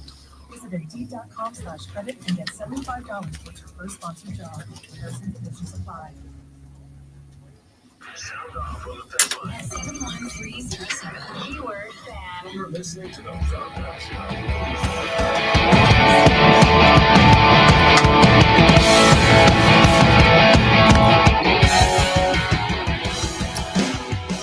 The Rob Brown Show carries on. It is the Fan Upstate. James chimed in on our stream, which you can join at facebook.com/thefanupstate, twitter.com/thefanupstate, or by searching the Rob Brown Show on YouTube or on Twitch, and said, quote, "It is amazing how everyone traded in their expensive TV bill for a collection of streaming services." For sure. That was obvious to me from the beginning. And by the way, I will tell you, one of the streaming platforms I am currently paying for is NFL Plus. I pay for NFL Plus because they give you the opportunity to go back and watch previous games and do so from the All-22 cam. I have told you, I learn more from the All-22 cam than I do from any television broadcast. It is massively important to me. But as we pointed out in the past, and as I pointed out in the past, as in the last segment, if we are going to allow the stream to earn 30% of internet users' attention on a Saturday night, it's only going to pick up from there. It's only going to pick up from there. Texter said, just like weed in high school, I never bought it. I just hung out with people that had it. I will never buy Peacock for one game or pay-per-view for one fight. Again, I have never in my life done that repeatedly, with the exception of begging mom and dad to buy me wrestling pay-per-views back during the NWO days. I'm glad you were specific about, you said, Yeah, I was a kid.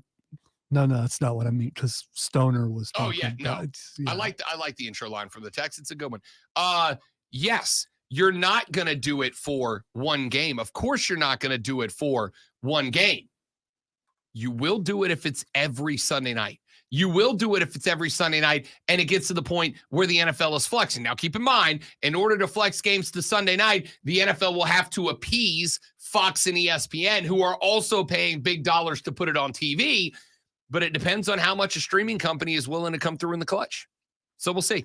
All right, we'll talk more about that as this story continues to develop. Now, segue to a sports flash. I have been segued. It was not a great night for the Palmetto State in college basketball, as both Clemson and South Carolina took losses at home. Clemson lost to the Georgia Tech Yellow Jackets 93-90 in double overtime. Tech entered the game 8-8 with only one ACC win. PJ Hall led all scorers with 31, while 4 Clemson starters scored in double digits. But Clemson allowed Tech to shoot 50% from the floor and 43% from deep.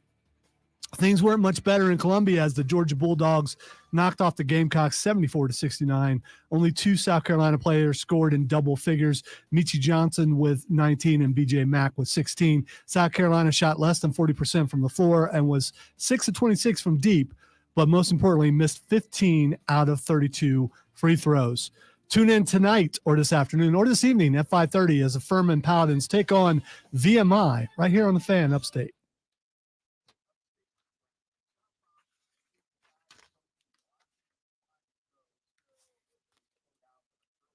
I don't know. What do we think about traffic guy today? I'm just not.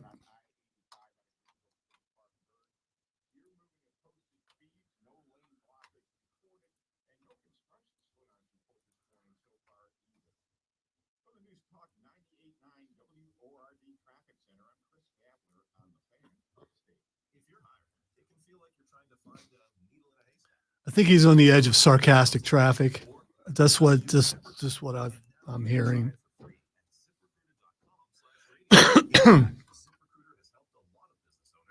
We should walk down the hall and tell him to do better.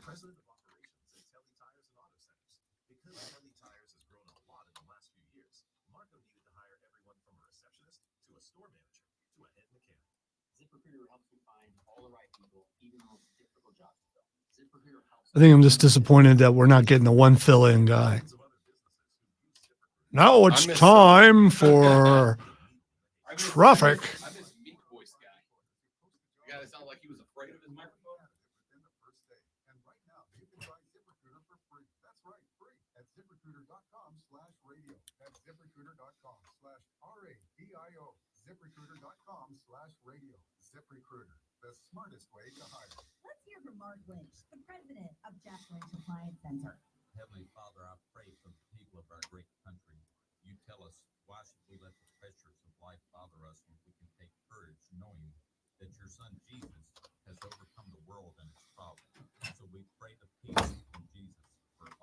citizen, and your holy mighty name, Jesus, we pray. Amen. You've just heard from Mark Lynch, the president of Jeff Lynch Appliance Center.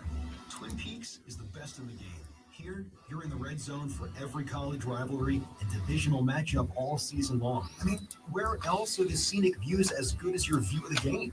Only at Twin Peaks, the #1 sports bar. Hey everybody, it's Boomer Esiason here, and eBay Motors has everything you need to keep your ride or die alive. From superchargers, brakes, exhaust kits, and more. With over 122 million parts, eBay has Smith and James in the first break. performance. And with eBay Guaranteed Fit, your part is guaranteed. I think I'm relapsing. to ride every time for your money back. But Relapsing? speed at the prices you Oh. want. It's easy to bring home the win. Keep your ride or die alive at ebaymotors.com. Eligible items only. Exclusions apply. Lots of blood, by the way. Okay. That's not great. No, not when you can taste it. What's that? Powerful cold and flu symptom relief with a dreamy honey taste. Feeling better, honey? Honey? I'll take that as a yes. Try NyQuil Severe Honey for powerful cold and flu symptom relief. NyQuil Severe So, honey flavor. If I get up and run out of the room, It's because you're bleeding from it's the because nose. yeah. Oh, yeah. We talked about that earlier, Joey B. Shooting 14% from three in a game like that it's unacceptable. Like, to the point that I'm telling my team, I don't want to shoot a three in this game. Not a single one. Every shot 15 feet or shorter.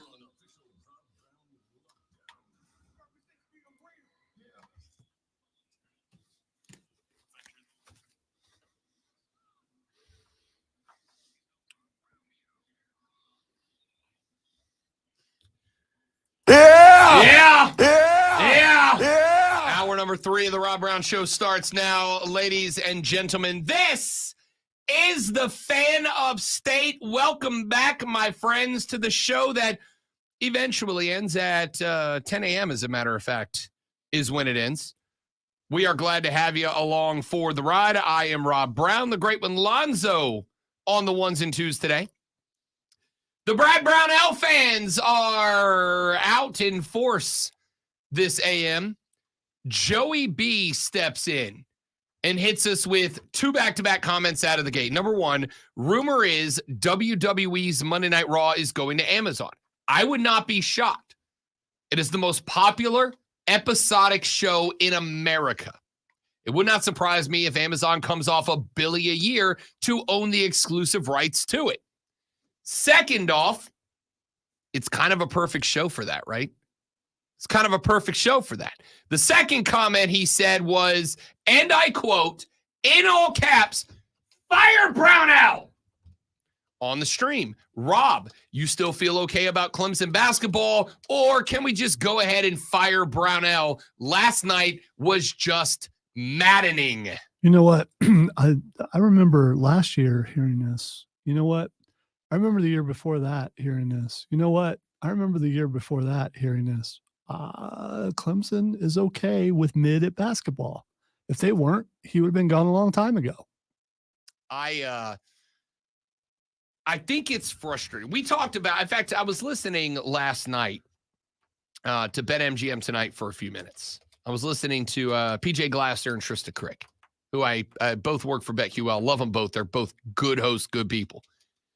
And they were talking about Mike McCarthy in Dallas, right? And they were discussing the fact that Mike McCarthy is going to get you to 12, 13 wins every year, and then he's going to get you bounced from the playoffs every year. And they were talking about how there must be a fear for Dallas. There must be a fear that, you know, the next guy may not get us even into the playoffs. And it's the old classic adage of always the bridesmaid, never the bride.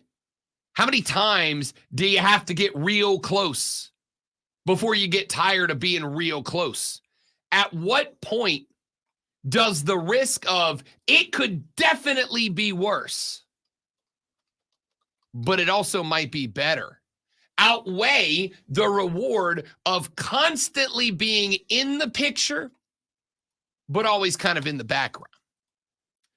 I would say for Clemson, y'all have got to be about at that point, right? You've got to be about at the point where you've had enough. I have to imagine. I don't understand, and Joey B hit this as well. I don't understand how in a game like last night, your team can come out and shoot 14% from behind the arc. 14% on 3 of 21 shooting. But let me take you back a handful of nights. A 65-55 loss against the North Carolina Tar Heels. Now, North Carolina is a pretty good team. Armando Bacot and company are going to be a tournament team. Clemson was in that game for probably longer than they should have been. It was tied at halftime, 34-34. Clemson managed 21 points in the second half. Part of the reason why, Zoe, they were 1 of 18 from 3. 1 of 18. That's not a typo, people. That's genuine. That's legitimate. 1 of 18. I mean, there's got to be a point where if you're the coach, you're going, hey, no more threes. You're terrible. You guys are awful at this. Don't do it again. Yeah, you pull them. You suck at 3. You suck at no more threes. You're all garbage. Stop. 1 of 23. 18. 1 of 18. Looking at the wrong number there. Still not. Still bad. Yeah. Still not much difference from 1 of 18 to 1 of 23. That is 5.6% from the arc. Do we have anybody on this team who can dribble the ball towards that round thing and just get underneath it and try to shoot? You also had, just so we continue to point out the trend in that game, I told you last night, 8 points off the bench for Clemson. Again, I know you've got some guys that are injured, some guys that are banged up, some guys that are just recently returning, getting healthy. I understand that there's a lot of question marks. You had 8 points off the bench last night. In that North Carolina game, 2. You had 2 points off the bench. 2 points. 2 points. 1 basket off the bench in that game. 21 of 58, shot 36.2% from the floor while allowing North Carolina to shoot 42%. 5.6% from the arc, allowed 35% out of the heels. 12 of 16 from the stripe. I look at South Carolina and the struggle they're going through right now with the last couple of games really getting away from the Gamecocks. I shouldn't say last couple. They beat Mizzou on the road. Last night specifically. With South Carolina, the ability to score the rock is there. But they panic every time somebody puts a little pressure on them, right? To me, when you're going 1 of 18 from the arc, when you're going whatever it was last night, that pathetic showing against Georgia Tech where they shoot 3 of 21, and you keep leaning back on that, I don't know what to say about it. It is one thing to lose. It's college basketball. Everybody loses a few, okay? Texter said all college basketball is inconsistent. That's why it sucks to watch and is terrible. No, it's not, Texter, with all due respect. No, it's not. No, it's not. It's athletics. You play a lot of games in a lot of days. You're going to have down nights. You're going to have a bad night. You're going to have a night where the chemistry is off, the timing is off, the execution is off. Hell, sometimes the shots just don't fall. Can you tell me, maybe you know this, when's the night that I can watch where everything's on so it looks like real basketball and I don't get told, this is good defense, when it's just go that way, miss a shot, go that way, miss a shot, go that way, miss a shot. Oh, there's a star on this team. I should enjoy him because he'll be gone next year. Because he'll be in the NBA where they play good basketball. If you look at the NBA, I watched a man last night in the NBA. This is from an NBA defender. It's from an NBA guy. I watch more NBA than probably most of you. Last night, I watched a cat take 6 steps on one dribble from half court to a layup, and we were just all fine with that. The other night, I watched league MVP back-to-back times, Nikola Jokic, get the ball at the stripe, turn in 3 circles, alternating feet back and forth, no call. And we're just all okay with that. It is a far more pure game of basketball at the college level. Okay? I hate being that guy. I hate being that guy because I say the exact opposite about football. The NFL is a better football game. College football is better with the theatrics and the drama and the tradition and the legacy and the history and all that. But if you want good football, the NFL is better. College basketball is a more pure representation of the game to the NBA. Maybe the women's game for sure, but the men's game, no, it's not. Lonzo. It is not. Yes, it is. You can get angry and say my name, but that doesn't mean you're right. College basketball, when they went to one and done, they ruined the game. They did. When you don't have players who stick around enough to where you can actually gel with your other teammates and all that kind of stuff, the best shooters stick around 1 year and they're gone. You are telling me if there's a 5th-year senior, that's a guy who I could probably beat on the basketball court. There are not nearly as many one and dones as you make it out to sound. You make it sound like every year half of college basketball goes one and done. They don't. There's a few. You're right. There's a few. The elite. Right. They're there. They're the stars. They're the guys that you're going to see on TV coming up on when the tournament happens. They're the guys in the marquee. Those guys won't be there next year. Lonzo, there are 5 one and done guys. My name again. Right, because the thing you're saying is an insult to basketball that is also not true. Is it true there are one and dones? Yes. Did it ruin the game? Oh, the drama. Rob, there are 5 guys. College that are basketball. one and done. You've tried to convince me for a while. Mark Ryan tried to do the same thing. Greg McKinney tried to convince me, if I recall. I haven't believed any of you. It has nothing to do with me being stubborn. What's college basketball game you watch? I'm not too. I don't watch college basketball unless I have to. Right. Because it's so bad. No. It's so bad. You don't know. What have you been talking about all day about how bad the game is? Then you're going to tell me, oh, but watch tonight. You're telling everybody listening to us how bad these two teams are playing, and then you want me to go watch a game. Are they the only 2 college basketball teams? No, I know if I decide to watch a Duke basketball game, they're going to be good because they're consistently good. And I know if I want to watch North Carolina, I know if I want to watch Ohio State, Michigan, those basketball teams are going to be good. But basketball around here, no. That's why there's no expectations. That's why there's no calling for firings, because they don't expect the teams to be good. Let's be clear. Then say college basketball in this state is bad. College basketball as a whole is bad. There's a handful of teams that are going to be good every year, and that's it. Your favorite anime sucks. I've never watched it, but it's bad, I know. All right. You're not making me angry, dude. No, I know. I'm illustrating that's not a great concept. I'm not emotionally attached to that the way you are to this, and I don't get why you're getting upset. I mean, I'm not going to say that about football because football is good. College basketball is not. I say it because, yes, I do love college basketball.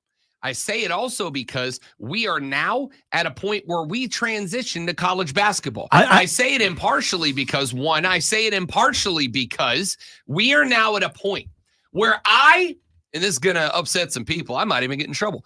I don't want to talk about what color uniform Clemson's wearing in their spring practices when there's basketball on. But well, that's already taken care of elsewhere on the station. So when I've got people that are going one and done ruined basketball, when that is fundamentally not true. You can use all the words you want, but in my opinion, it is true. It's a bad opinion. It's a great opinion. It's not. My opinion is that it's a bad opinion. Your opinion is a bad opinion. Your opinion is a minute opinion. Your opinion is college basketball used to be the thing. back when I was a kid, but it's slowly gotten worse, and worse to the point where you don't watch it. college, because it's an You afterthought. don't know. It's an afterthought. To you. It is. The only time most people, I'm going to generalize because you've been doing that. I'm going to generalize. The only time most people pay attention to college basketball is when it's tournament time for ACC, SEC, or whatever. And they only pay attention to that because it's almost March. No, That's the only time. I'm not arguing with that. That's 100% true. I am aware. My fiance does not watch a bounce of a basketball until the tournament rolls around, and she's got a bracket that she wants to see if she can beat me. I'm not arguing with that. What I am pushing back on is this narrative that I've heard from not just you, though not as many people as you might think. Well, that college I know I basketball- struck a nerve because I'm not the only one You who said it. absolutely did. Yeah, and You that's, absolutely did. that's fine. This is the most exciting this entire show has been with discussing basketball right now. Well, first off, ouch. Yeah, Second off- because people don't care about college basketball. I mean, prove me wrong. Okay. Text line 71307. Stream. I mean, hit it up. If you're a big time basketball, and not the same 5 people who always say Rob is right.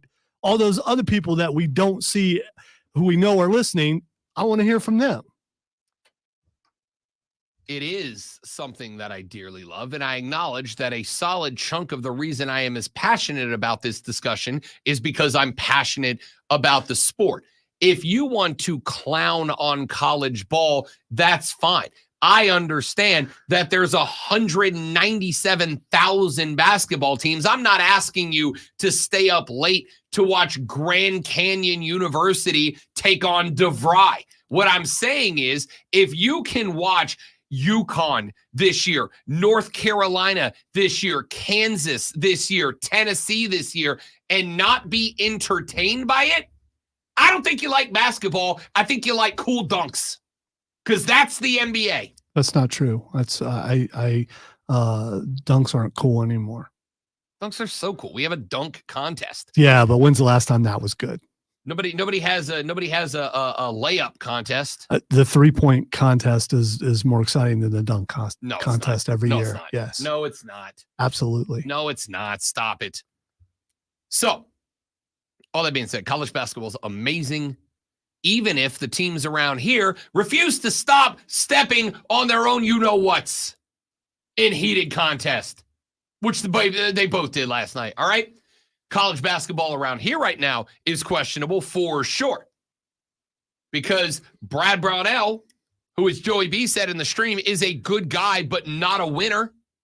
Like, you know, I hate that cliche. Wait, does he have losing seasons every year? No, but he okay. doesn't. So what makes you a winner? You've got to go to the tournament and compete. Does that make you a winner? Yes, that Didn't would be he a get big there? step. Was it last year or the year before that he got him there? Yeah, what happened? I'm just saying. You get bounced in the round of 64. What's the definition of a winner in college basketball? It's the same as the definition of porn. I can't define it, but I know it when I see it. All right. I know that when I watched this team last night against an 8-8 Georgia Tech team that had 1 win in conference, and they go do what they did, shooting 3 of 18, 1 of 23, whatever those numbers were for the last couple of games. I know that when defensively in a double overtime game, Georgia Tech just keeps running the same play over and over and hitting the same shot over and over in tough spots. It's time to go. Y'all, I have been here 4 years. I auditioned for this job in February of 2020. Okay? That was 30 years ago. I auditioned for this job in 2020. And when I did, and I got here, the boss man, who I had never really talked to yet, the boss man said, Rob, I want you to do your show. I want to hear what your show sounds like with your thoughts and your opinions. But I would like you to do a couple of segments on our local teams. I want to hear how you connect with, communicate with our local fans. And he didn't tell me what those topics should be, but he gave me some thoughts. It was Muschamp at South Carolina. And one of the ones he specifically mentioned as a possible topic in those 2 audition shows was Brad Brownell at Clemson. Is it time to move on? That was 4 years ago. 4 years ago. Now, a lot's happened since then. We had the COVID year. We had the COVID year where Florida State and Clemson were about to play for an ACC championship or semifinal. And I think Florida State was going to win that year. They had, I think, 3 or 4 NBA draft picks on that team. But you never know. Outside of that, what has been accomplished in the entire time I've been here? I just want to point something. I don't know if you ever thought of this or not, but he picked the 2 most boring coaches and asked you to make them interesting. Maybe that's why you got the job. I mean, I did. Maybe that's why. I did. Maybe, Let's call it that. Maybe that's why. Because no one liked Muschamp. Very few people did. And Brownell, he's just there. Here's my thing. Here's my thing. I do not like saying things like, he's a winner. It's not my favorite thing, okay? Because I like things that I can quantify and qualify. I like things that I can say. It's one thing. I adore Tim Tebow, the person. I abhor talking about him as an NFL player because I can bring stats and numbers and tactics and realities, and all I ever get back is, no, Rob, he's a winner. And that's the only defense I ever hear is he's a winner. And when I ask, what the hell does that mean? I get, he won a playoff game, as if that team wasn't completely carried by defense, which it was. Unquestionably. It was a pretty touchdown, whether you acknowledge it or his not. 1 touchdown throw was a pretty touchdown throw. It was beautiful. Yeah. It was better than anything. To a wide open receiver on a pass I could have made. Better than any pass Peyton Manning threw the entire time he was there. Yeah, okay. Now, that being because said, he couldn't throw. It was bad. I'm not going to let you switch this to a Tim Tebow discussion. You did. It was an example. Now, I don't like the discussions around things like he's a winner, he's got grit, he hustles. I need to know, what does that show up? What does that translate to? Wait a minute. So those things aren't positive? That's what I heard about in my sports career. They don't mean anything. They don't mean anything. It's just a way to be nice. Yes. Okay. It's just a way to pump up a guy that you can't give me numbers for. Okay? I am Billy Bean. I want numbers. What does this translate to? He's got hustle. Okay. Does that mean he's going to get me 2 to 5 steals a game? He's got grit. Great. Does that mean I'm going to see an increased rebounding number when he's in? What does that mean? What does it do for me? But every now and then, I got to slap a label on a dude because it's the easiest way to define it. And Brad Brownell does not catch the winner label. From what I understand, great human being, phenomenal guy, easy to talk to, loves the game, loves his team, and that's all well and good, but how many times do you need to lose a double OT, not so much a thriller, to a bad Georgia Tech team in your house when you have lost 3 of the last 4, and you're going, Lenardi had you as a 2 seed 3 weeks ago. You were a 2 seed in bracketology 3 weeks ago. Last night, going into that game, you're a 5 seed. I'm going to go ahead and call the shot. By the end of this week, you're probably a 9 seed. And so you're going, wait a minute, Rob, you're still in the dance. And that's all well and good. But wouldn't you rather go in as a 2 seed catching a 15 than go in as a 9 catching an 8? Yeah, of course. The stuff that happens now hurts you if you manage to make the dance. And the team I saw last night against Georgia Tech is not a dance-worthy team, unfortunately. The talent is. So I'm just looking at Brad Brownell's record. So 23-11 last year, that's not a winner record? It's a winning record. It's a winning record. But not a winner record. Yeah, okay. What happened at the end of that season? Where'd they end up? Nowhere, but right. Yeah. Right. Maybe they went to the NIT. I don't remember. I don't either. Or whatever that other tournament's called. And the not invited tournament. And I think that's the point. This team is constantly not memorable. Not they have a run every now and then. Every now and then they're an Elite 8. Every now and then they're a Final Four. Every now and then you have a shot. There's no shot. See, I agree with James. James brought up Oliver Purnell, and that's what he did. I mean, you lost in the first round, but at least you got there. And then you look at Brownell's record, and there's like 3. One of them happened the year after Purnell was gone, so that means you were using his guys. And then the other ones are years apart. I mean, obviously, this is what Clemson likes. I mean, if not, then you go out and get a better coach. I am looking at a haul of basketball talent around the Carolinas, in Georgia. All right, how many in Florida. of the players that are on either of these teams will be in the NBA? PJ Hall's going to the league. There's probably 2 other guys that'll be good reserve players. But as it is in football, do you know the best way to get better recruits into your program? Don't do bleep like you did last night. Don't do boat like that.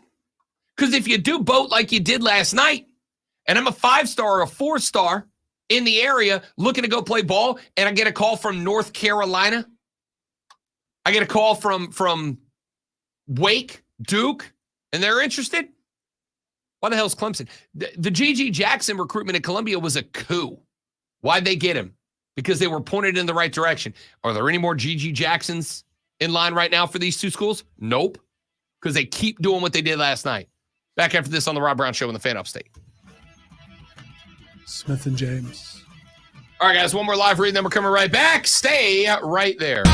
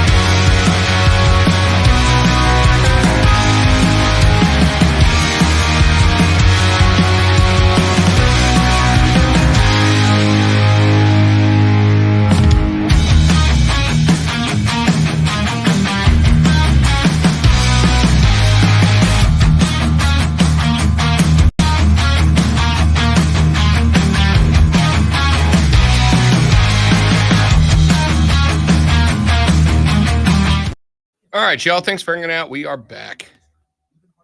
Clemson's the worst ACC basketball team historically. Is it really?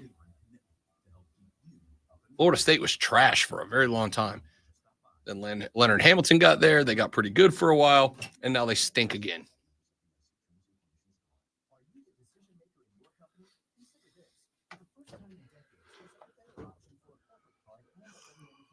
I'm preparing to be on the trade block again. It's all right though. Been there, been there many times. For having bad takes.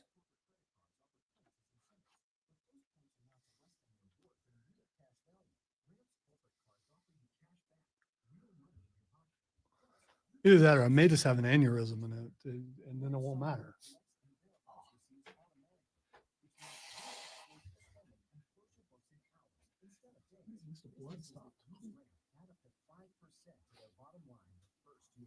If you're a decision maker, adding land could be one of the best decisions you've ever made.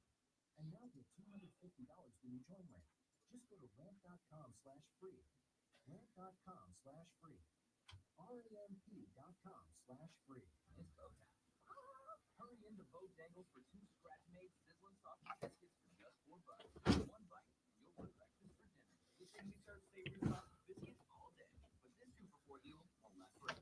It's go time. Now during Staples Print Big Sale, get $20 off your print purchase of 100 or more, $50 off your print purchase of 200 or more, and $100 off your print purchase of 300 or more. So the more you print at Staples, the more you save.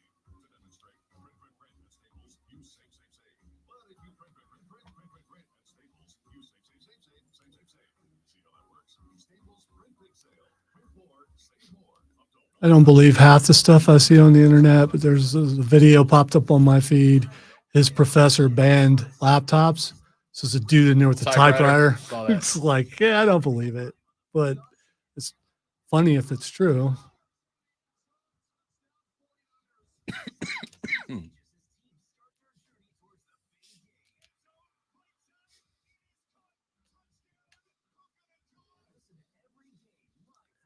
I hope your name is real. That's an awesome name, dude.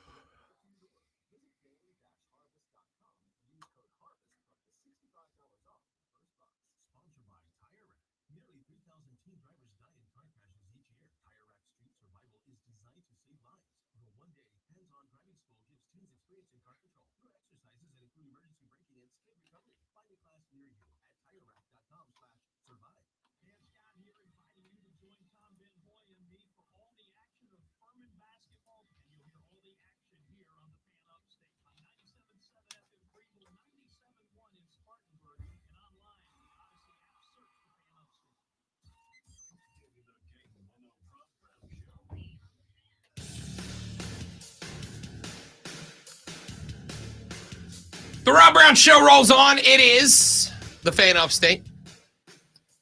Joey B pointed out that Clemson last year, a 1 seed in the NIT, and then lost at home to, and I indirectly quote here, Morehead State.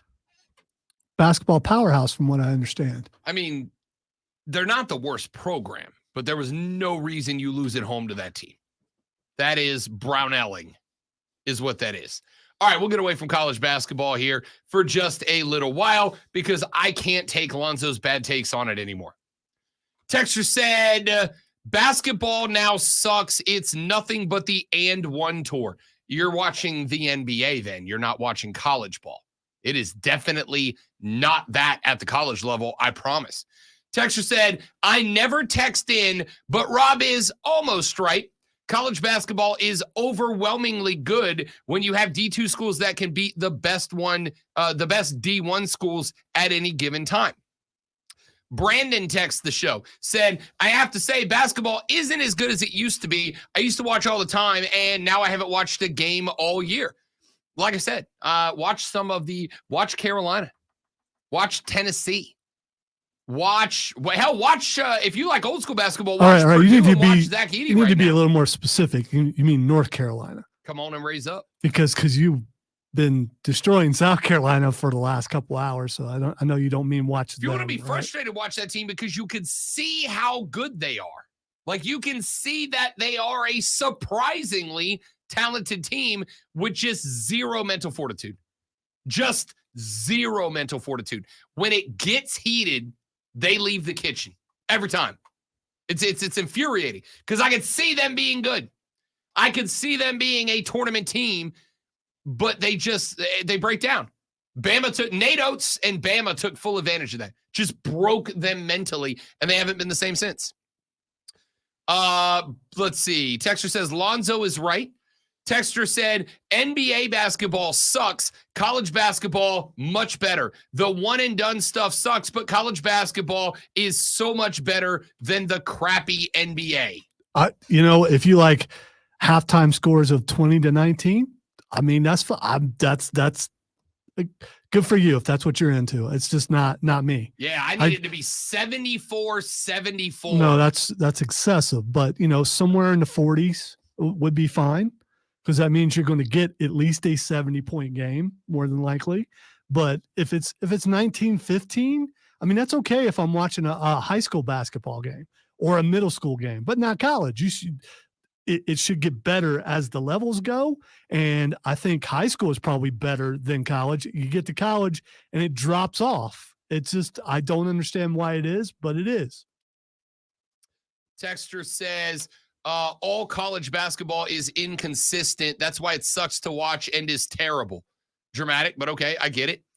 Texter said, Brownell has to have dirt on the AD or president. I don't get how he keeps his job every year. I'll tell you what my response to that is. My thought to that is, moving on to a new coach is a tough thing to do. And I'm not talking about the process of kicking the old guy out. I'm not talking about the hiring process. I am talking about the fact that if it's been happening so long that it's status quo, you're good, not great, you're not bad, you're just good, you're okay, you're in the mix, right? And then you bring in another guy and it goes downhill. Now you're the guy, regardless of whether or not you're the guy that finally had the guts to make the move. You are now the guy who made us suck, right? People will forget. This is the dilemma of being in a leadership role in sports. The problem you bump into is that fans will grumble about being mediocre, about being mid, about getting close but never finishing. They'll grumble about it. But the minute that you take that guy away and you put in somebody else, if you get the wrong guy and you stink, are you the guy that had the testicular fortitude to finally make the move? No. You're the guy that they blame for bringing in a bad coach. People, if Clemson made a move today and they went and got the hot young coach who came in and then it just turns out he was in over his head and he couldn't do it, and Clemson reverts back to being a 12-win team annually that doesn't even make the NIT, nobody is going to go, oh, way to go, Neff. Way to go having the stones to move on from Brownell and try something new. They're going to go, why would you get rid of a guy who at least got us into the NIT and bring in a guy who stinks, right? I think that's probably got at least something to do. I think the other element of it, if we're just keeping it a buck on this one, I think the other element is you're a football program that has a pretty good basketball team. You're a football program. And the resources that likely need to go to basketball in order to help them take the next step are always going to be devoted to basketball. To football, not to basketball. Now, here's the problem with that. Tennessee is the same way, yet here's their team ranked 6th in America. Florida was the same way, made it and won back-to-back natties back in the day. You look down the list of top 25 teams in basketball, And you see a lot of football teams up there. Tennessee, I would even argue, as much as Kentucky fans are going to push back, with the increased importance placed on Kentucky football, they're a 50-50 school. Wisconsin is in there. I'd argue that's a football-first school. Auburn is number 13 in the country at 14-2. That's a football-first school. Illinois, football-first school. Oklahoma, ranked number 15, football-first school. TCU, BYU, Ole Miss, Iowa State, Texas Tech. These are all, there's a few that are kind of gray area. There's a few some of y'all will push back on, but a solid chunk of the top 25 are football-first schools who also managed to build a good basketball program. That's not something that I accept as an excuse anymore. I watched that game last night. Little John was packed up. There were folks in there hungry for a win, hungry for a dub. Let's get this team back on the right step. And you blew it. Nobody wants to be the guy in a position of authority who makes the change, because if the next guy that comes in stinks, all of the sudden, you're not the guy who had the rocks to make the change. You're the guy who made the change that made us stink. And it's all your fault. It's all your fault. We were a number 1 seed in the NIT before you fired Brad and brought in the new guy. And I think that's probably a big chunk of the reason that you're stuck in the dilemma that you're in. So we'll see. We'll see what goes next. Leo texted into the show, said Brownell and Dabo are nice guys, ... and nice guys finish last. You know, I've never really bought into that phrase, because I think there's a difference between nice and pushover. I don't think Dabo Swinney's a pushover. I think he's stubborn as all hell, but I don't think he's a pushover. I'm not sure he's that nice either, but, you know. I mean, I have never heard anybody who regularly interacts with Dabo say a bad word about him. I think it depends on what you consider nice. Well, like I said, I think we have confused the terms nice and pushover. You can absolutely be a nice guy without being a pushover. You can also be a nice guy and a total pushover. I think when you hear nice, you think timid, and which is the same thing as pushover. Yeah, that's exactly what I'm saying. And I don't think I think we are getting to a point where we have conflated and tied those two terms together, and it's not true. Dabo is not a pushover. He's going to run his program the way he wants to run his program, and he'll be nice as hell to you while he's telling you no. Okay? Even if it's something that we all agree he should be doing. Sorry, I see Dabo smirking, and nothing wrong with it. I appreciate a smart aleck. To me, he's more sarcastic than he is nice. So I've had 4 or 5 interactions with Dabo Swinney in the time I've been here, like direct face-to-face conversation interactions with him since I've been here. He's never said anything that I went, oh, you're a fraud, right? Never said anything to me that makes me go, oh, you're a fraud. A lot of decisions I don't like. By the way, sarcasm and fraudulent aren't necessarily, they don't go together. No, I think there are people who pass themselves off as nice while they are being sarcastic. That is fraudulent. Okay? It is. I don't think he's that guy. I think he's a guy who is stubborn, who's set in his ways, who is not going to be pushed off his position, but is also a nice guy in the process. By the way, he is a winner. I don't get that. 100%. Yeah, I mean, he's won a couple national championships. Yeah, they've had a couple off years, but you also don't have Trevor or Deshaun. 100%. But the question mark is, when do we switch is to was? I just want to say, I don't think Ryan Day's a nice guy and he needs to be fired. Of course you do. Of course you do. All right, let's take a break. When we come back here in just a minute, we got a few more things that we need to talk about. We need to get you an update on where the Panthers stand in their quest for a new GM and a new head coach. We are starting to see a number of names that have dropped on the interview list for that team. I'll tell you who they are and when they're scheduled. We got to get into that just a little bit. Nick Sirianni If you're Philly, you moving on from that guy because you had a collapse this year, or is there blame elsewhere to go? That's pretty ugly. It is pretty ugly. We'll talk about that and a whole lot more. My name is Rob Brown. Great with Lonzo's on the ones and twos. The Rob Brown Show rolls on next. It is the Fan Upstate. Lonzo's falling apart on us, y'all. Oh, I'm making it through another hour. That was a shame on my radio career leaving early last week.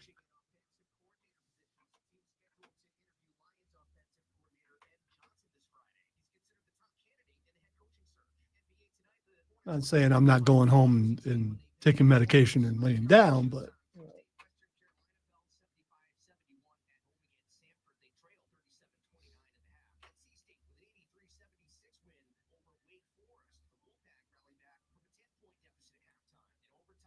it's my own mistake. Thought it was all the way back. Tried to really get into something. Found out that I am not all the way back. Jump back into the game too early. I did. You know, that's what winners do, though, Rob. They want to get back in there.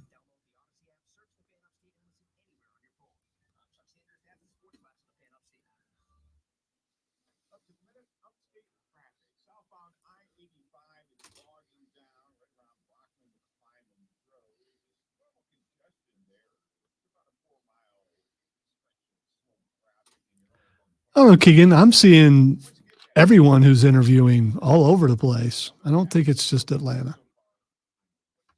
You might see it more around here because the Falcons tweeting out two specifically in Belichick and Hoodie. That's more of an attention grab. Yeah, I mean, I think the Chargers have been doing it too. Who else has interviewed Belichick? So far, they're the only ones. Yeah, so I mean, well, that doesn't mean they're the only ones.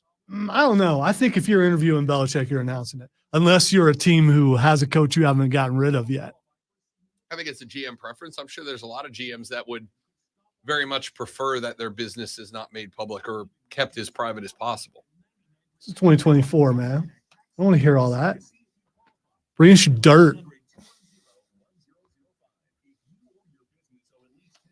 I don't think that. No, the Chargers. I think they interviewed.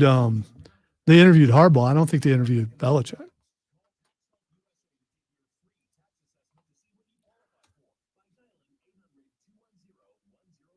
If Harbaugh leaves, that's where he's going. He's historically, if you look at his coaching record, hasn't he been in warm weather schools? And then he came back to Michigan and went, "What the heck am I doing? I'm gonna win a championship here. Then I'm going somewhere warm again." So I think he goes to California because it's warm. Let's see. Coaching career. Oakland, San Diego, Stanford, San Francisco, Michigan. I think, again, historically, he coaches at warm weather schools.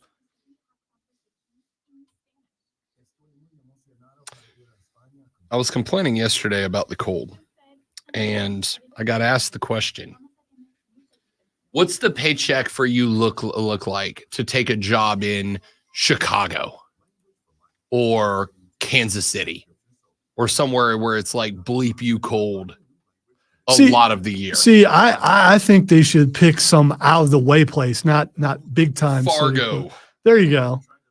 Although a lot more people know about that now. Thanks I don't know. That latest season looks very interesting. It does. I agree. I don't know what the paycheck's got to look like for me to take a job in like a Greenville-sized market, but in a place like Fargo. I got to tell you what mine would be to go back north. 7 figures. There isn't one big enough. Okay, I don't believe that. Somebody offered you $1 billion. By the way, going. That's not happening. I'm not that talented. And no, $1 million. I'm that talented. But $1 billion, you know. No. I'm done with cold. I just know, you know. For $1 billion, dude, you're not going. I am not. I hate snow that much. You do not hate snow $1 billion worth. I do hate snow $1 billion worth. Yeah, no, you don't. I don't believe you. See, it's not a conceivable argument because no one's going to offer either one of us $1 billion. You're allowed to deal in hypotheticals. Yeah, but I would rather my hypothetical be realistic. If someone offered you $1.5 million a year, I think most people, 6 figures will get them to move. somebody offered you $1.5 million a year, and we will buy a nice 5-bedroom house for every one of your children, all in the same neighborhood. You're telling me you're saying no? I do not. I think the wanna- only I do reason you not would wanna say go no back. is if your kid said, "I'm not going."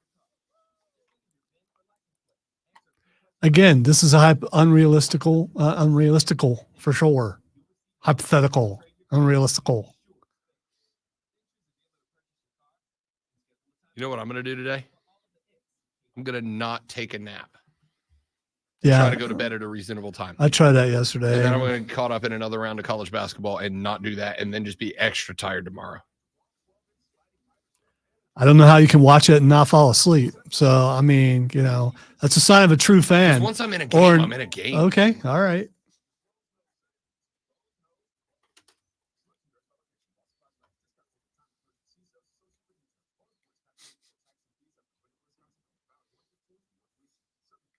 There's a reason people move south, Rob.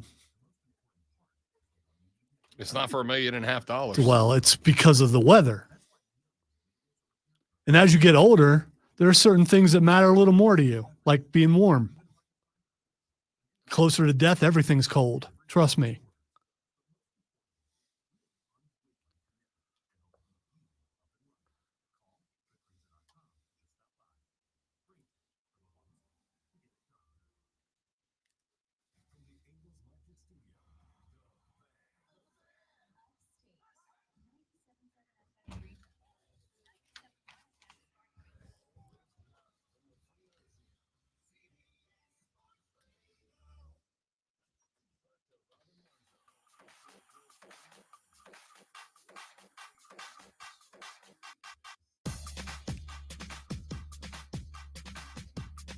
During the break, son of a gun.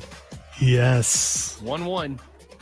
During the break, Alonzo and I were having a discussion about what the paycheck has to look like for you to go work in a place where it's like frigid cold. All right. We're talking like a Fargo. We're talking about an Anchorage, Alaska. And we were battling back and forth about hypotheticals. I said, Lonzo, you're telling me for $1 billion you wouldn't go to Fargo. Lonzo, the slayer of hypotheticals himself, refused to answer that. Now, I want to bring us back together, and I want to have our kumbaya moment before we head into the final hour of the Wednesday edition of the Rob Brown Show. Why? Because I'm a good person. That's why. Todd Bowles is the head coach of the Tampa Bay Buccaneers. They advanced past the wild card round by knocking off the Philadelphia Eagles, and that sets them up for a dance in Detroit at Ford Field. Yesterday, Todd Bowles ended up in a spot where he was being interviewed in a media press conference. And it came time for a local reporter in Tampa Bay to ask Todd Bowles about prepping to head to Detroit. And here is how that went. Coach, looking forward towards Detroit. The weather has been a factor in some of the playoff games, even for the most prepared teams. Today, it's 13 in Detroit, which doesn't compare to some of the temperatures we tend to drop to. Any special plans to acclimate the team to not only endure, but perform in those kind of frigid temperatures should you face them in Detroit? You do know we play indoors, right? They got a dome. Todd, I love you. Yeah, I take back everything mean I've ever said about Todd Bowles. I have read it, but I didn't hear it until now. I think he could have been nicer. Well, it's not a pushover. I mean, she put some effort into that question. No, she didn't. It was a very long. You didn't put a drop of effort into that question. It was a very long question. Look, literally. Okay, so first off, and maybe this is just me because I've been into the game for a very long time, but I don't think it's that difficult to know when they literally just played the highlight game of last weekend in a dome. I don't think it's that tough to know that Detroit plays in a dome, but even if when's the last time that Detroit did not play in a dome in Detroit? They've always the Silver Dome. Yeah, was domed. I know. They played in a dome forever. whatever. So even if you like, let's say theoretically that you're an NFL reporter and for whatever reason you didn't watch last week when LA went to Detroit and they were notably inside, okay? All it takes is to ask your phone, do they play inside? Do the Detroit Lions play indoors? Oh, well, of course, Siri's not going to talk to me, but yes, literally it says right there, the Lions have played in Dorm Ford Field since 2002. What are we doing? What are we doing? What are we doing? The fact that Todd just went, they play inside, right? Like he could have lit her up. I got to say, he didn't sound very nice the way he answered that. Frankly, it's very offensive. He could have lit her up for that. And he just went, they play inside, right? Or he could have went, the conditions are going to be pretty rough getting there and leaving the stadium. Once we get in there, it's in a dome, so we should be all right. But we're going to make preparations as we should because we don't want anyone to be cold on our way to the stadium. I am intrigued here. Because to me, and I suspect to Lonzo, I would have probably gone on like a 7-minute rant about getting my guys ready to play in the cold. 100%. Exactly. I would have launched Exactly. into, well, one of the things we're doing, we got the quarterbacks playing in long sleeves this week. We're working on getting our kicker one of those heated vests to make sure his core is warmed up in case we find ourselves in a close game. What I'm probably going to do is probably see if Baker Mayfield wants to play in 2 gloves this weekend. Wide receivers, those guys are tough, man. They're going to want to go sleeveless, but they're going to be in the big jack. I would have gone 10 minutes on how I'm getting my guys prepped for the cold and then been like, oh, yeah, it's domed. I forgot. My bad. I would have made her write down 10 minutes of quotes. All right. So from what I saw, I thought she was setting him up to see if he knew it was in the dome. And after hearing it, no, that wasn't what that was. No chance. If I'm Todd, I would have made her record 10 minutes of my answer about getting ready for the cold and then ended it with, they play in a dome. And then would say, sorry, no more questions, and then leave. 100%. Hey, speaking of being heated up. All right, that's so creepy. He just left because he had no idea what to do after that. The Falcons announced they interviewed Bill Belichick over the weekend, and now they meet with another successful former head coach, Jim Harbaugh. Harbaugh has been with that team up north since 2015 and is 86-25 for 4 seasons with the 49ers. He went 44-19-1 with 2 division titles, 3 NFC. I'm still shaking up over whatever that was he did. Championship game appearances and a Super Bowl berth. Harbaugh has also spoken with the Chargers. Major League Baseball has agreed to allow the soon-to-be no longer Oakland Athletics to receive revenue sharing, even if they're not working on a new ballpark by next week. The Players Union also signed off on the deal as Vegas has approved a $380 million tentative deal. Tune in this afternoon at 5:30 as the Furman Paladins take on VMI right here on the Fan Upstate.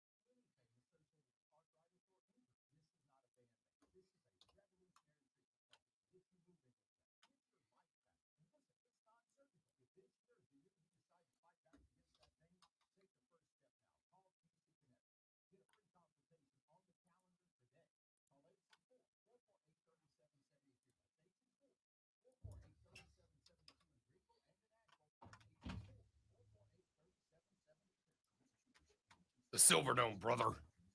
I remember body slamming Andre the Giant in the Silverdome, brother.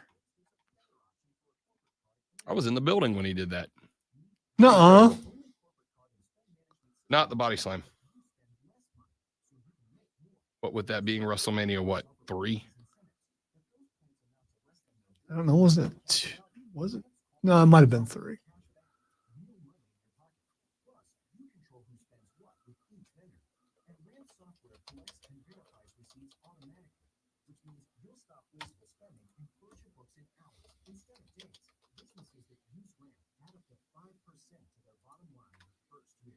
If you're a decision maker, adding RAM could be one of the best decisions you've ever made. And now get $250 when you join RAM. Just go to ramp.com/free. Ramp.com/free. RAMP.com/free. They say the variety is the spice of life. That couldn't be truer than with the all-new 2024 Upstate Craft Beer Passport. On sale now for just $40 at upstatecraftbeerpassport.com. 20 breweries and 2 bonus distillery stops with free tasting and tours at Swamp Fox and Red Border Distillery. We've got a cold brew with your name on it at Guy Hill Brewing Company and Magnetic South Brewery. Get the 2024 Upstate Craft Beer Passport now for just $40 at upstatecraftbeerpassport.com. For the ones who get it done, the most important part is the one you do now, and the best partner is the one who can deliver. That's why millions of maintenance and repair pros trust Grainger, because we have professional grade supplies for every industry, even hard to find products. And we have same-day pickup and next-day delivery on most orders. But most importantly, we have an unwavering commitment to help keep you up and running. Call quickgrainger.com or just stop by. Grainger are the ones who get it done. Get deals on what you need during MVP's bonus days at Lowe's. Right now, save $20 on select 5-gallon ceiling paint or primer by HGTV Home by Sherwin-Williams. Plus, get 15% off and earn 3 times bonus points when you buy 4 or more Purdy products. Because Lowe's knows savings. Lowe's knows pros. Selection varies by location. While supplies last. Discount taken at time of purchase. See sales associate for details. Bonus points calculated before taxes and fees after applicable discounts and valid 115 to 126. Subject to change.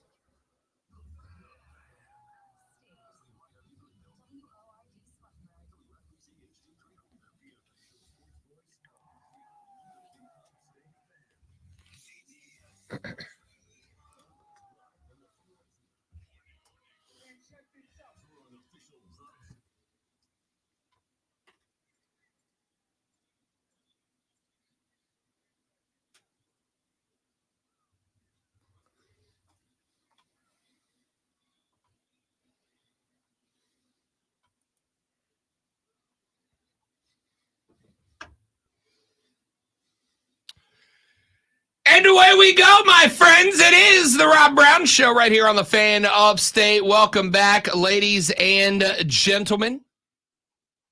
I am Rob Brown, the great one, Lonzo, on the ones and twos this AM. Should you wish to be a part of the radio broadcast, now would be an absolutely spectacular time for you to do just that. And there's multiple ways to do it. You can, first and foremost, jump on our text line at 71307, 71307. You can also give us a buzz and get on the air by using the Renewal by Anderson of the Carolinas fan phone at 844-326-3663, 844-FANFONE. You can tweet X post me at The Rob Brown Show or Lonzo at Lonzo on Word. If you want to come at us in that direction, if you got something that is a little more long format, but you don't want to get on the air, now's a great time to do that by emailing me, rob.brown@thefanupstate.com, rob.brown@thefanupstate.com. Got a few more things that we want to run through. Let's take a look at where the Panthers stand right now in their quest for a new general manager and head coach. Let's start with the GM position. Mainly because the GM and the head coach, as we have pointed out a billion times since Scott Fitterer got fired last week, your GM and your head coach have to, not need to, must be able to work in tandem. I think one of the problems that may have been a curse for the Cats the last couple of years was that Fitterer seemed to be a Tepper yes man, a Tepper lapdog. And if that's the case, it would be practically impossible for the GM and the head coach to be on the same page. And if the GM and the head coach aren't on the same page, you end up with a roster that looks remarkably like the Carolina Panthers roster does. You know, bad, not tailored to any one particular style of football, not built in a way to protect the quarterback that you drafted first overall and gave away $1 million worth of resources to get. You know, kind of like the Carolina Panthers roster looks right now. That's the inevitable outcome. So as much as you've got to get the head coach's position right, and you do, I think you're in a spot now where if you get this one wrong, you're going to be real bad for a real long time.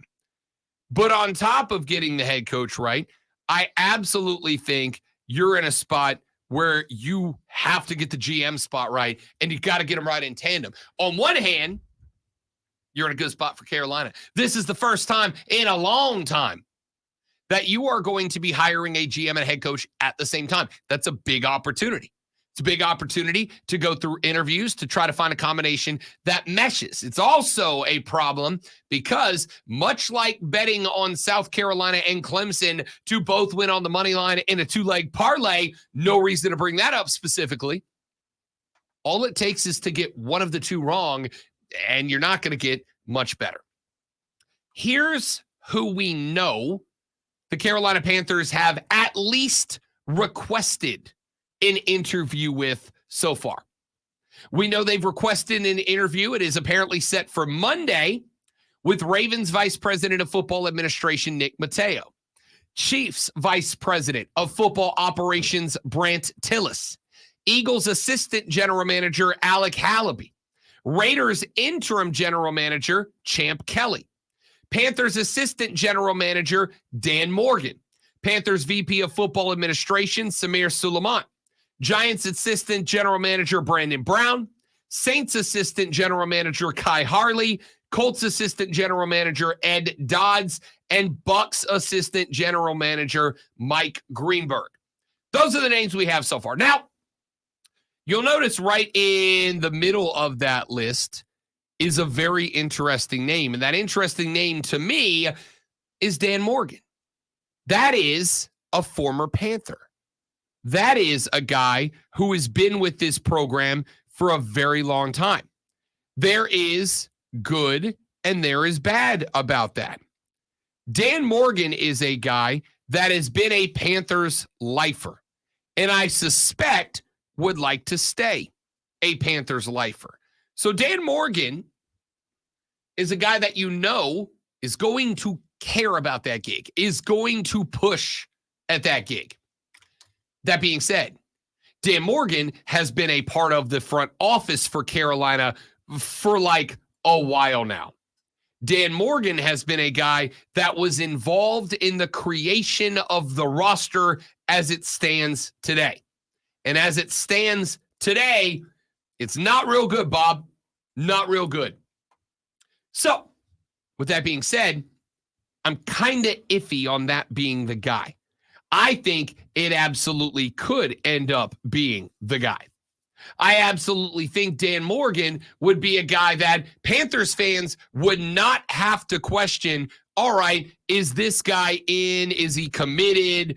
Is he going to be sticking around? Is he a guy that really cares about the team, or is this just a gig?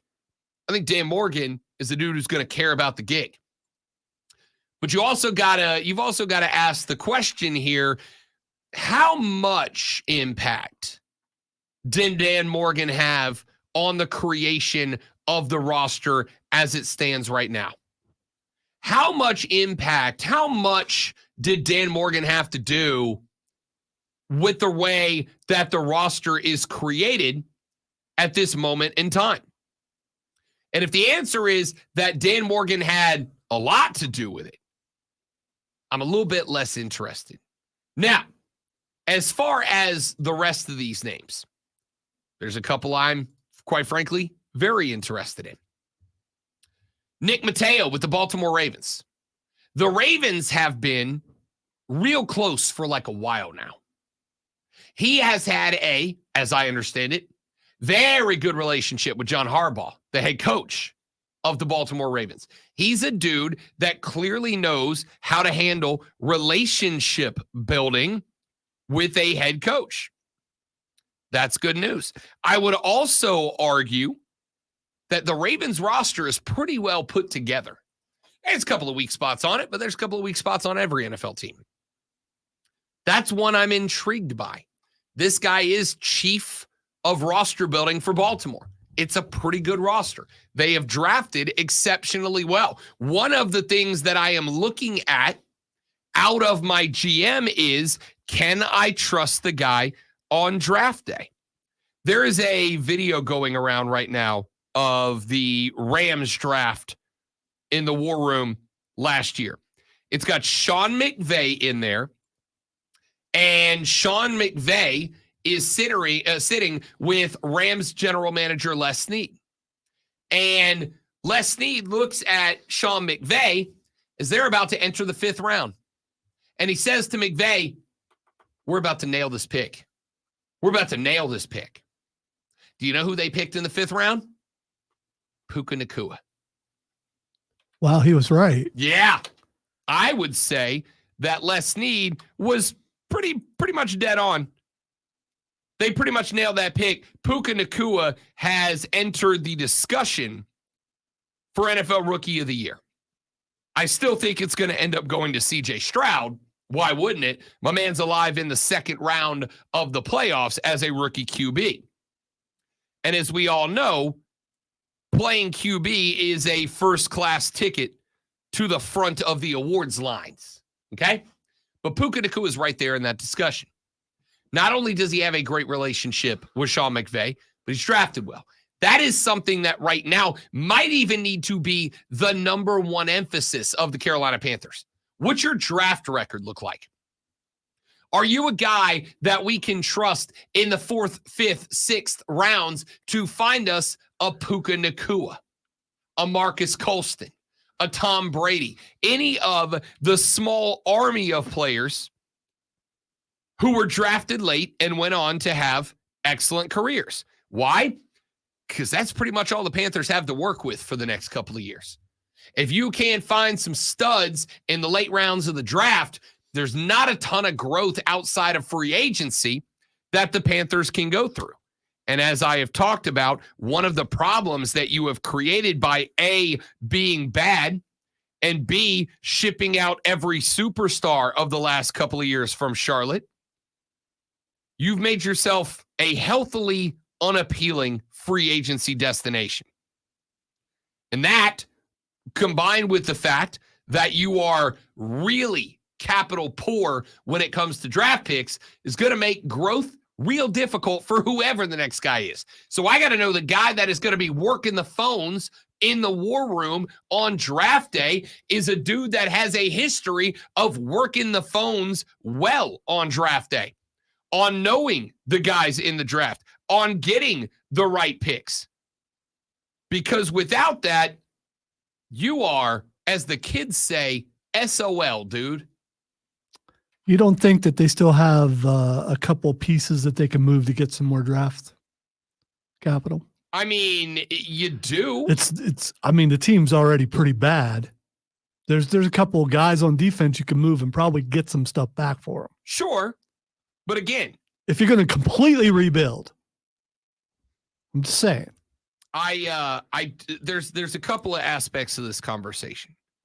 The first is there are parts of this team that I don't think need to be rebuilt. I don't think the defense is in a spot you need to rebuild it. I think you can tinker. I think you can toy. I think you can add. I don't think it needs to be blowed up and started over. Your offensive line does. Your wide receiver room does. In fact, if anything, I would say the defense is about 4th on the list of spots that need to be blown up and started over. Is there anyone out there that you'd be willing to move Derek Brown for?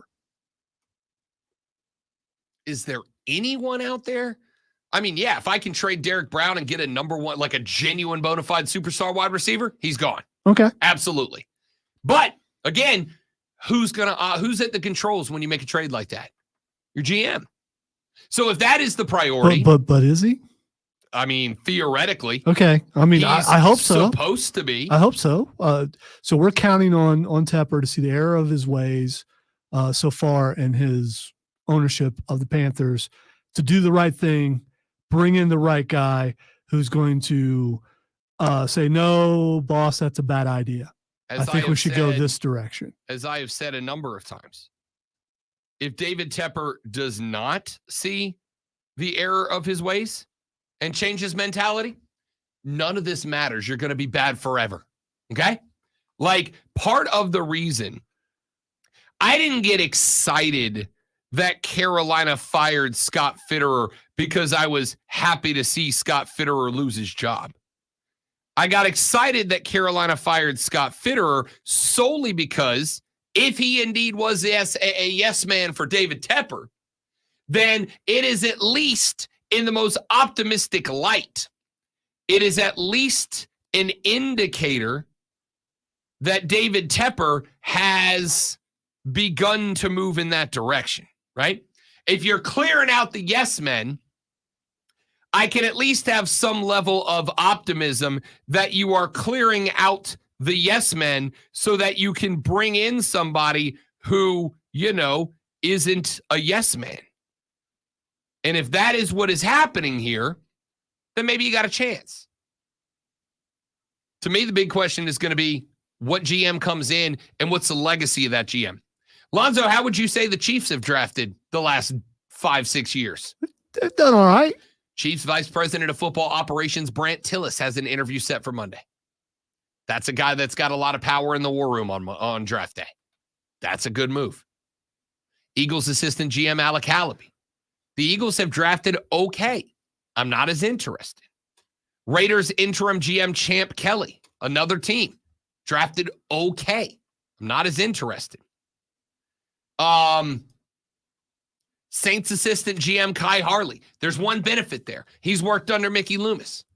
Mickey Loomis, although he has been making some, as Samuel L. Jackson would describe them, stupid-ass decisions over the past couple of years as far as personnel management, Mickey Loomis has managed to finagle an awful cap situation for New Orleans enough times over the past couple of years that the rent is just now coming due after a, 18-year run of being competitive every year. You get a guy in there. You get somebody in there who has watched Mickey Loomis work through a bunch of cap obstacles. That is something Carolina's got to be concerned with probably a couple of years down the line. You're okay right now. So that's not an awful spot to be in. Not an awful spot to be in as far as GMing goes.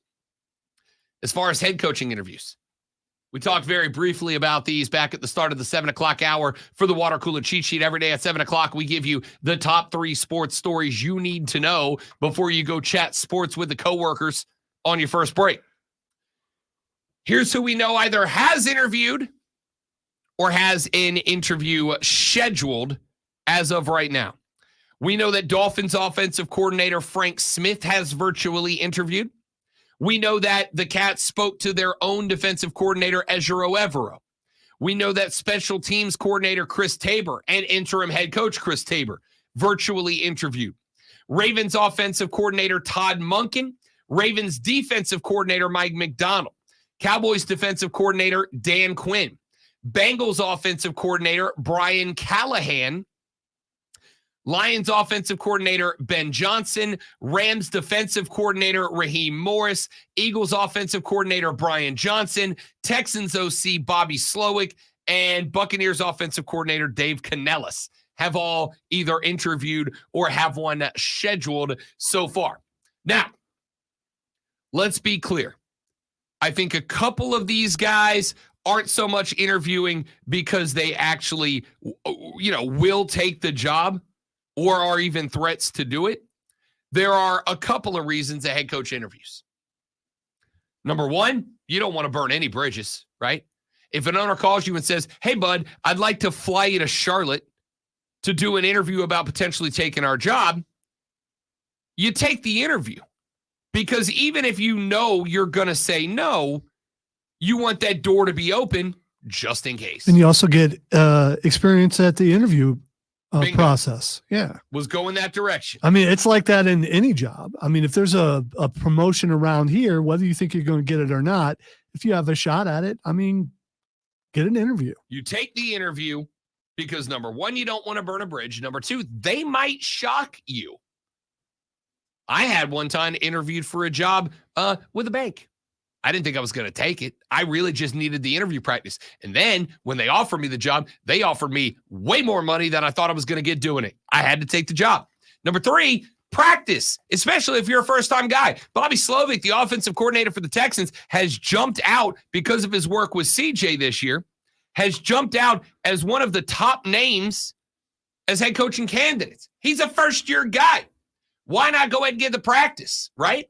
Schedule the interviews with teams that you're less interested in early. That way, later on, when teams that have built ready rosters out there that are curious, when they call you, you've been through the process. So which of those names are we most interested in? Ben Johnson seems to be the guy that Dave Tepper has his heart set on. I'm also going to tell you, Ben Johnson has interviews scheduled with pretty much every team that has a head coaching interview ready. Ben Johnson's involved with the Seahawks, the Falcons, the Chargers, the Commanders, the Titans. He's got ins with all of them. You are the least appealing head coaching job right now. Let's just call it what it is, with one exception. That is, if Dave Tepper decides that he's going to hand you the fattest paycheck that any NFL coach is going to get next year. In which case, if money is your priority, then it's interesting. But I would also say, even if money is your priority, do you know what the best way to make the most money is as an NFL head coach? Stay in a job for a couple of decades. Bill Belichick that thing, right? Mike Tomlin that thing. So moving to a position that appears largely unstable because somebody's going to offer you, I don't know, $50 million a year to be the guy is just as good as 5 years at $50 million when you're likely not going to get fired because a thing goes wrong in an unstable program. So I know Dave Tepper wants Ben Johnson. I don't think he's that interested, or at least he doesn't have a reason to be. Let me give you one name that I'm real interested in because I think he's kind of a halfway point between a couple of the other guys that we are talking about. Brian Callahan is the Bengals offensive coordinator. When Joey B has been healthy, the Bengals offense has been pretty good. And Callahan is the guy primarily responsible for that. Remember, the Bengals head coach is a defensive guy. He leaves the offensive game planning to Brian Callahan. And I would say their offense, hell, even after Joey B got hurt, the Bengals offense this year behind a rook backup nobody had some pretty good showings. Callahan's a big reason. And he's kind of right in the middle. On one hand, other teams are interested. He has either interviewed or had a request for an interview from the Falcons, the Titans, and the Chargers. So he's clearly on the radar. But he's also a cat that I don't see mentioned on the wish list of a lot of teams and a lot of teams' fans. And if that is the case, he feels more attainable. There are only 32 head coaching positions available. There are going to be some dudes who will take a worse job because it's a job, because there's not many times these things come open. Brian Callahan, I think, is a dude that does not have as much interest as guys like Ben Johnson, like Raheem Morris, like Bobby Slovic. But he is a dude who's proved his mettle. He is a dude who has kept an offense innovative and performing at a high level. And I think he's a guy that's attainable. I would not be shocked, and I'll go ahead and make the prediction here. I would not be shocked if Brian Callahan over the next 24 to 48 hours starts popping up as a very hefty possibility for the Carolina Panthers. We'll talk more football later on. My name is Rob Brown. The great one Lonzo on the ones and twos. The Rob Brown Show rolls on after this. It is the Fan Upstate.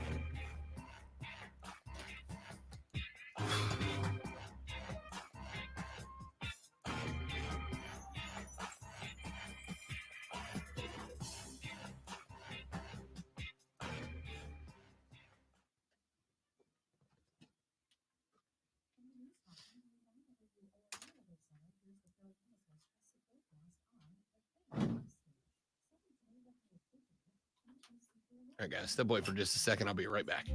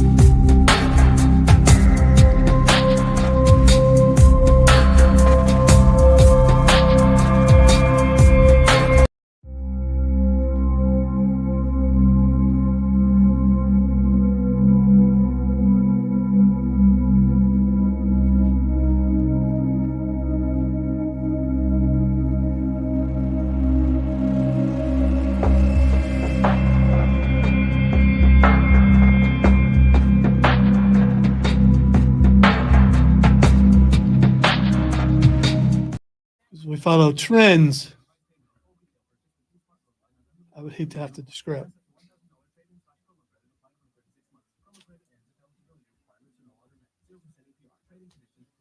Progressive presents an ad from Mom.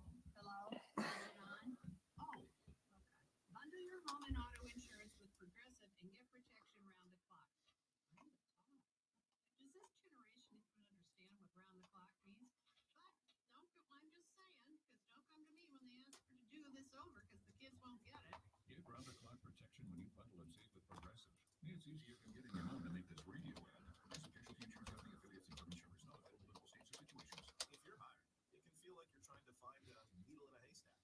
You can hope the right person comes along, or you can just use ZipRecruiter. And now you can try it for free at ZipRecruiter.com/radio. In fact, ZipRecruiter has helped a lot of business owners find their needle in a haystack. Like Markup, president of operations at Telly Tires and Auto SC Comic Con a couple hours ago announced that they're bringing in the voice actor from my favorite character from Dragon Ball Z. Sonny Strait, the voice of Krillin. Get him to record your voicemail for you. I know you told me about the Paulson thing. I don't even know what my voicemail is. If you listen to my entire voicemail, you really want to talk to me because I think it's like 3.5 minutes long. Golly, Lonzo. Well, I really don't want you to leave a message unless you really have to leave a message. Exactly. Because most people ain't going to wait that long. And yes, that really works. Unless, getting voicemails is a part of your business.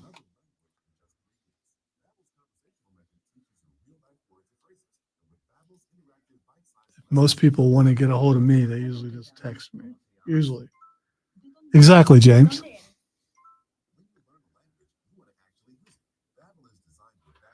So I haven't seen Rob to talk to him about Danhausen yet. I'll send him a message though.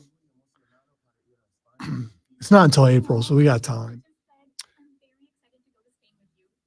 I'm going to ask him, how do you decide who to curse? I'm going to ask him to curse everybody else on every other show on the station except for us. It's general.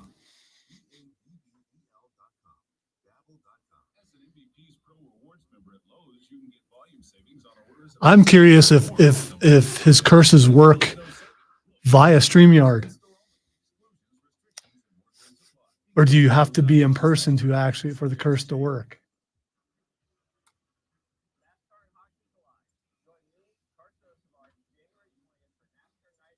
That's if we get him. Although Rob has been very consistent about getting us wrestlers. So.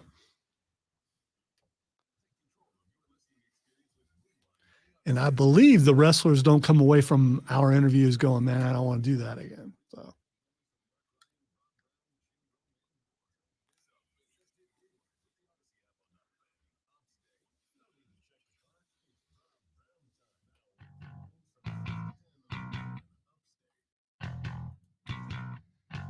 The Rob Brown Show rolls on. It is the Fan Upstate. I am Rob. He is Alonzo. We are glad to have you here. If you want to be a part of the show, 844-FANFOME. That's 844-326-3663.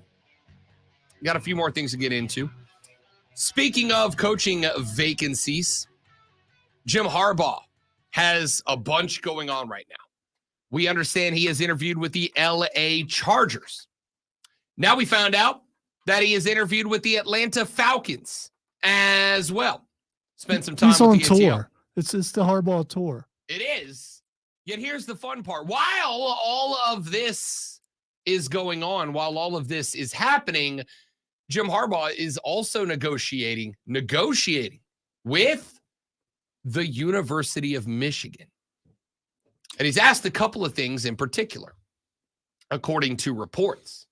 He has asked for two things. Number one, he has asked that he have a clause placed into any extension he signs that would prevent him from being fired regardless of the outcomes and discipline of any NCAA investigations into him as a whole. Basically. Wait. I thought he said that he was innocent. Yeah, so he knows he's innocent. If you know you're innocent, why do you got to put clauses? And He has, again, according to reports, he has said that he would like for any contract that he signs to have a clause in it that prevents him from getting fired based on the results of an investigation or consequences connected to any investigations carried out by the NCAA. The second thing that he has apparently asked for, and this is something that if I was Michigan, I'd be like, really, dude? Really? Apparently, the second thing that he asked for, great one, is a reduced future buyout of his contract. That is to say, should one day an NFL team come a-calling with an offer that Harbaugh just can't refuse, then he would like to make sure that the buyout that NFL team would have to pay to the University of Michigan in order to acquire the services of one Jim Harbaugh would not be disqualifyingly large. See, I think that's a bigger clause than the other one about the cheating because we all know he did that. But as far as this goes, so if you're a university, what do? I mean, it helps you not giving them a big buyout so you don't have to worry about I don't know. He's saying, hey, I'm not going to stay here, isn't he? I mean, that's certainly how it feels. I'm also curious because I haven't read this. Is he doing all his interviews in person? Because a good portion of these guys who are interviewing for jobs are all Zoom interviews. Yeah, the virtual I think we kind of hit a point where a lot of us have realized, yeah, we can do everything on the computer. But I thought I saw that he's actually doing them in person, which if you lived in Michigan, that's what you would do. I'll tell you right now, if somebody called me and said, Rob, we'd like to interview you for a job and it's in Hawaii, yeah, I'll take that interview. Yeah, you got to go. Yep. I mean, you know. Yep. So I don't know is the answer. And Probably not going to take that job, but it took me, you know, I had to think about it for a couple of days while I was there. I mean, you know, nothing clears your brain for a big life-changing decision-making moment like a couple of Mai Tais on the beach. You got to look around and see what life would actually be like if you took the job and lived there. I mean, you know, what's the nightlife like? What are grocery stores like? I mean, you know, just simple things like that. Yeah, 100%. So Atlanta has interviewed Harbaugh. The Chargers have interviewed Harbaugh. While this is all going down, Jim Harbaugh is also still negotiating with the Michigan Wolverines, and doing so, asking for a no-fire clause and a smaller buyout in his contract. And you got to wonder, Jim Harbaugh is fresh off of a national championship win for Michigan. Whether or not the NCAA eventually forces him and he only had to work half the year. Exactly. Whether or not the NCAA forces him to vacate that title, as far as most Michigan fans are concerned, dude won a natty. And you can't take that away. I mean, you can, but you can't take that away. So if you're Michigan, on one hand, you've got a head coach who just guided you to a natty and did so missing, 6 games of the season, half the regular season, and he guided you to a natty. On the other hand, you've got a guy who is negotiating his next contract to be him friendly. Should he elect to bail, right? He's negotiating a contract that makes it easier for him to quit whenever the hell he wants and move on.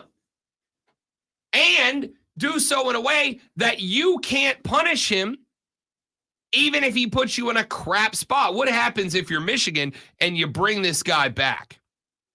He says, yeah, you know what? I did the tour day NFL and I want to stay at Michigan. And you bring this guy back, and then 2 weeks later, the NCAA calls and goes, oh, hey, by the way, we're suspending Jim Harbaugh for 2 full seasons, right?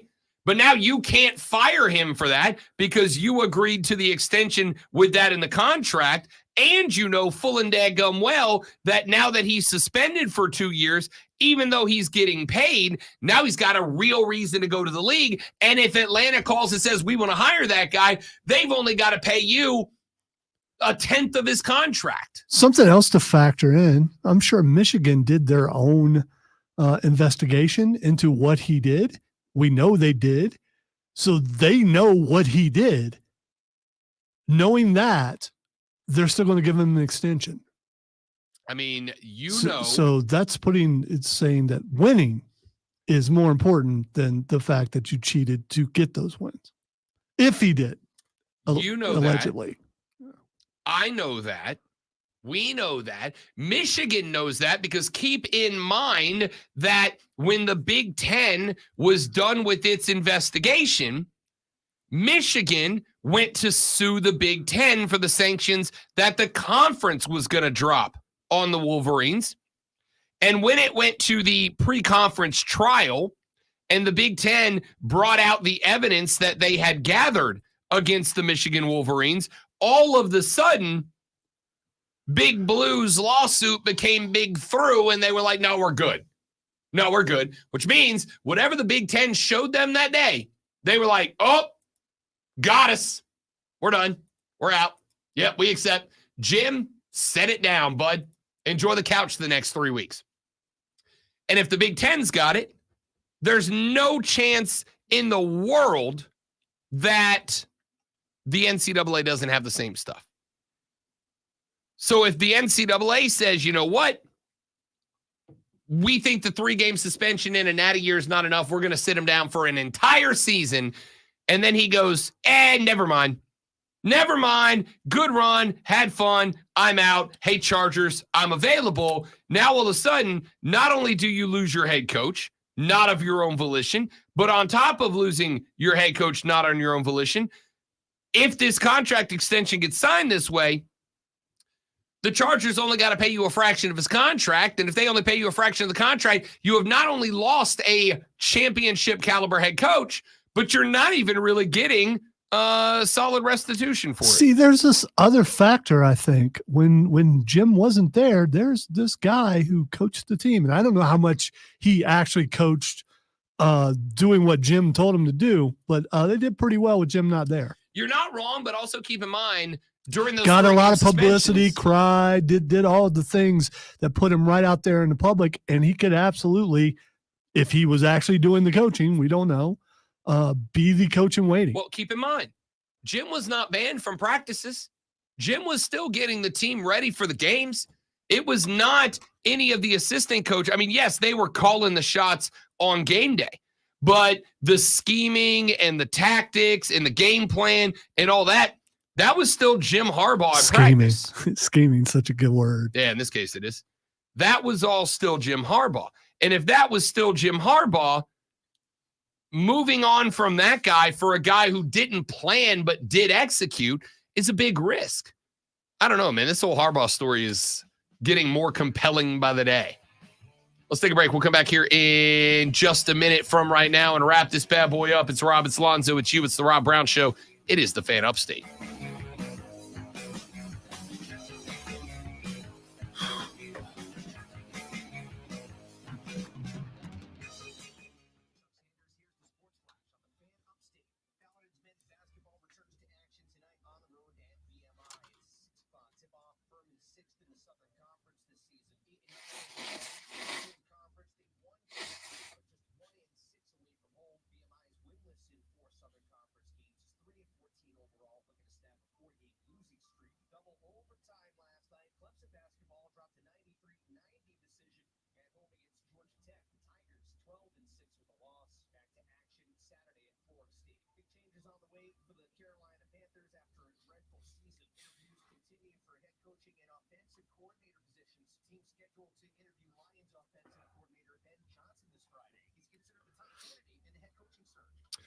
Tweak, you clown. What's up, dog? Welcome in. Glad you're here. See, he was trying to get your attention, and you have told me, and other people have told me that that's yelling, but you didn't notice. I didn't notice. I was actively ignoring it. Mike is the guy that has, I don't know if he hasn't done it in a while, but Mike's the guy that travels the world playing golf, and he likes to call me from the first tee box of various very famous golf courses he's about to tee off. I remember that guy. Yeah. Yeah, that's him. I've talked to him. He seems like an awesome dude who only wants to share with his friend, what he's doing. Didn't he also give you the opportunity to go to him? Yeah, but he let me know. He let me know 3 hours before tee off. Yeah, on a but golf course, it's 4 hours away. Yeah, but the Rob Brown before he got older would have been like chartering a flight or something to get up Rob there. Brown that didn't have a job the next day would have absolutely been there.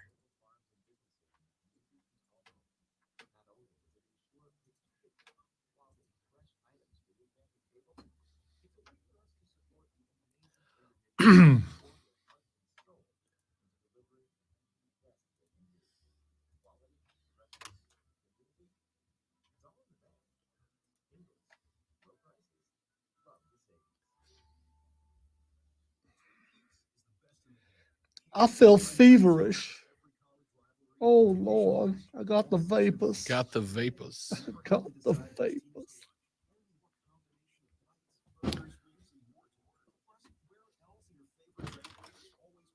Oh, this time it went under the desk. Yeah, because I heard it. Cool. I almost felt it. Threw it down so hard. I mean, that thing must be fairly durable, though. Oh, 'Cause it's pretty good. It takes a lot of Yeah, abuse. it's pretty good.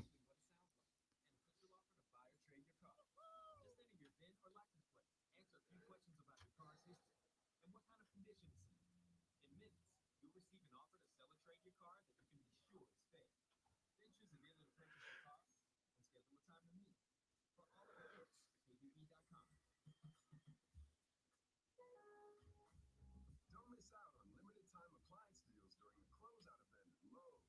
Get up to 35% off select major appliances. Plus, save an extra $100 when you spend $999 or more on all major appliances. Hurry, these deals are too good to last long. Shop in-store or online today. Because Lowe's knows home improvement. Valid 1/4 through 1/24. Selection varies by location. While supplies last. See Lowe's.com for details. At Granger, we're for the ones who specialize in saving the day and for the ones who've mastered the art of keeping business moving. Look at that beautiful day out there. Hard to believe that it's so cold. Right. All backed by real people ready to help. So you can get the right answer and product right when you need it. Call quickgranger.com or just stop by. Granger. There are people out there who ride their motorcycle on this. Yeah, I ain't one.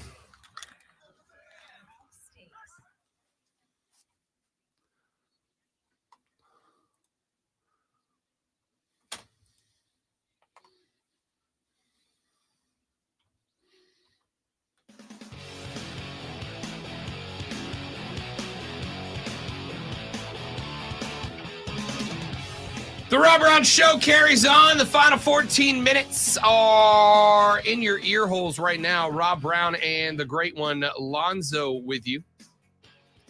844-326-3663. That is the Renewal by Anderson fan phone. We'd love to have you join us. So, we have been kind of all over the place today. We have looked into the potential candidates for head coach and GM of the Carolina Panthers. Ben Johnson's interview is scheduled. Ejiro Evero's has been scheduled as well. Bobby Slovic is on the list right now.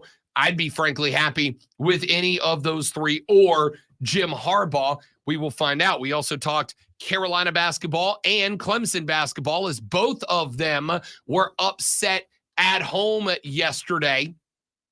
Neither of them able to defend the house.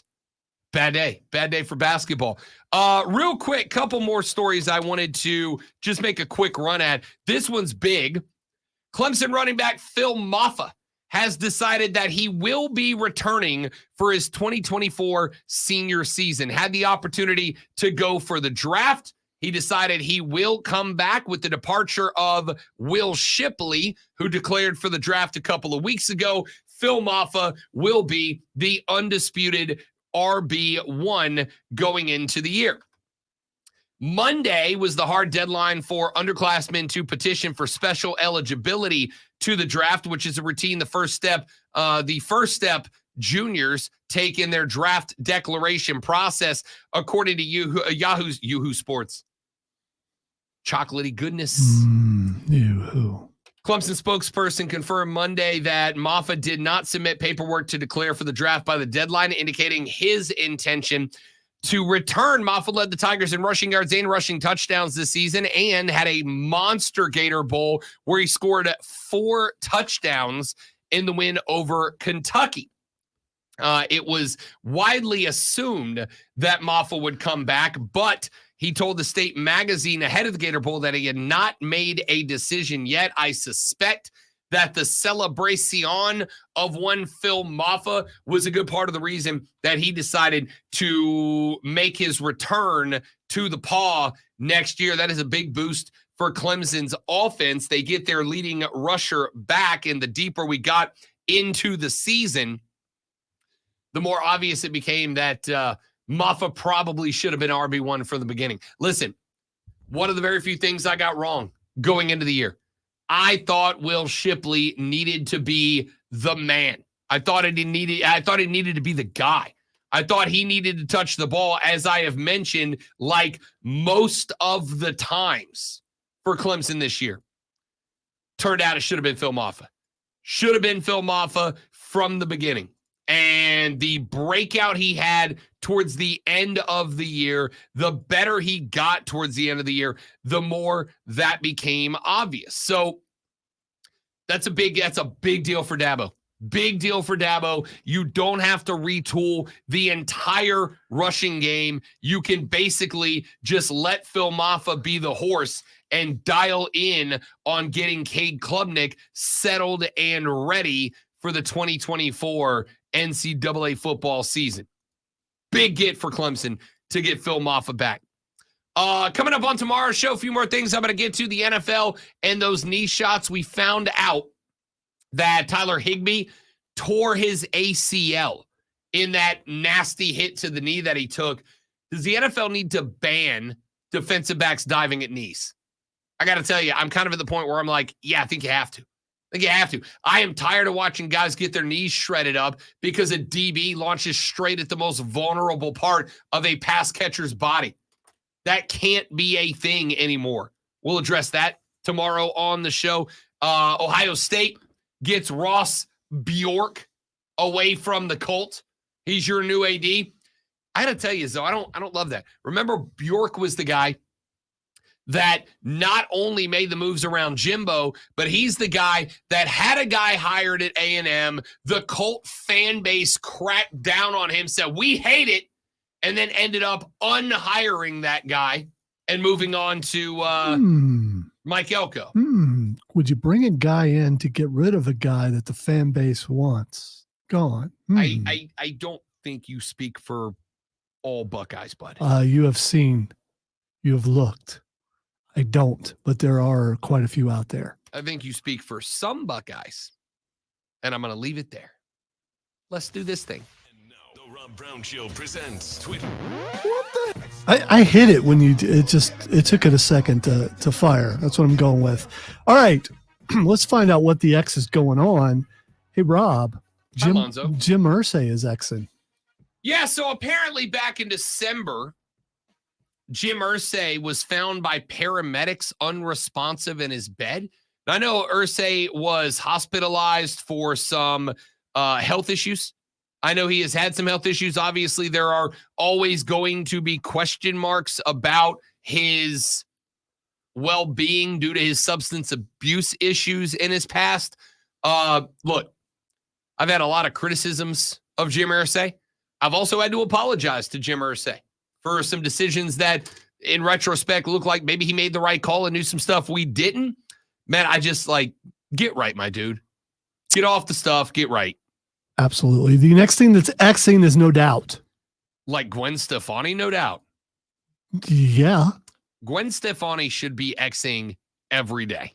All right, No Doubt is Xing because they are getting back together and they're headlining Coachella. I don't think whatever that is. Coachella is a massive music festival. It's a joke. I would probably never go to Coachella.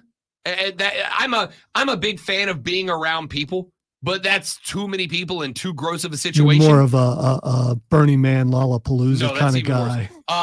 I'm more of a I'll watch Coachella from my couch kind of guy. I will say this. If No Doubt's getting back together, there's a good chance I'd go. I love some Gwen. Scratch that. I love some early pre-plastic surgery, punk rock, kiss my you-know-what, Gwen Stefani. I mean, before Blake Shelton. I mean, before Holla Back Girl.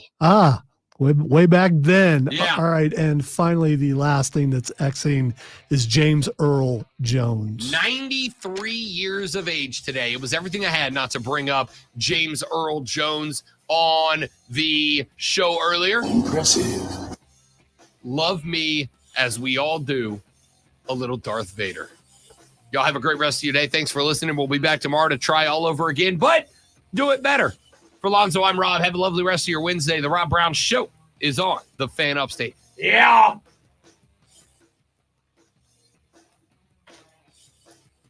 All right, dudes and dudettes. Thank you guys so much for hanging out. Hope you enjoyed the show.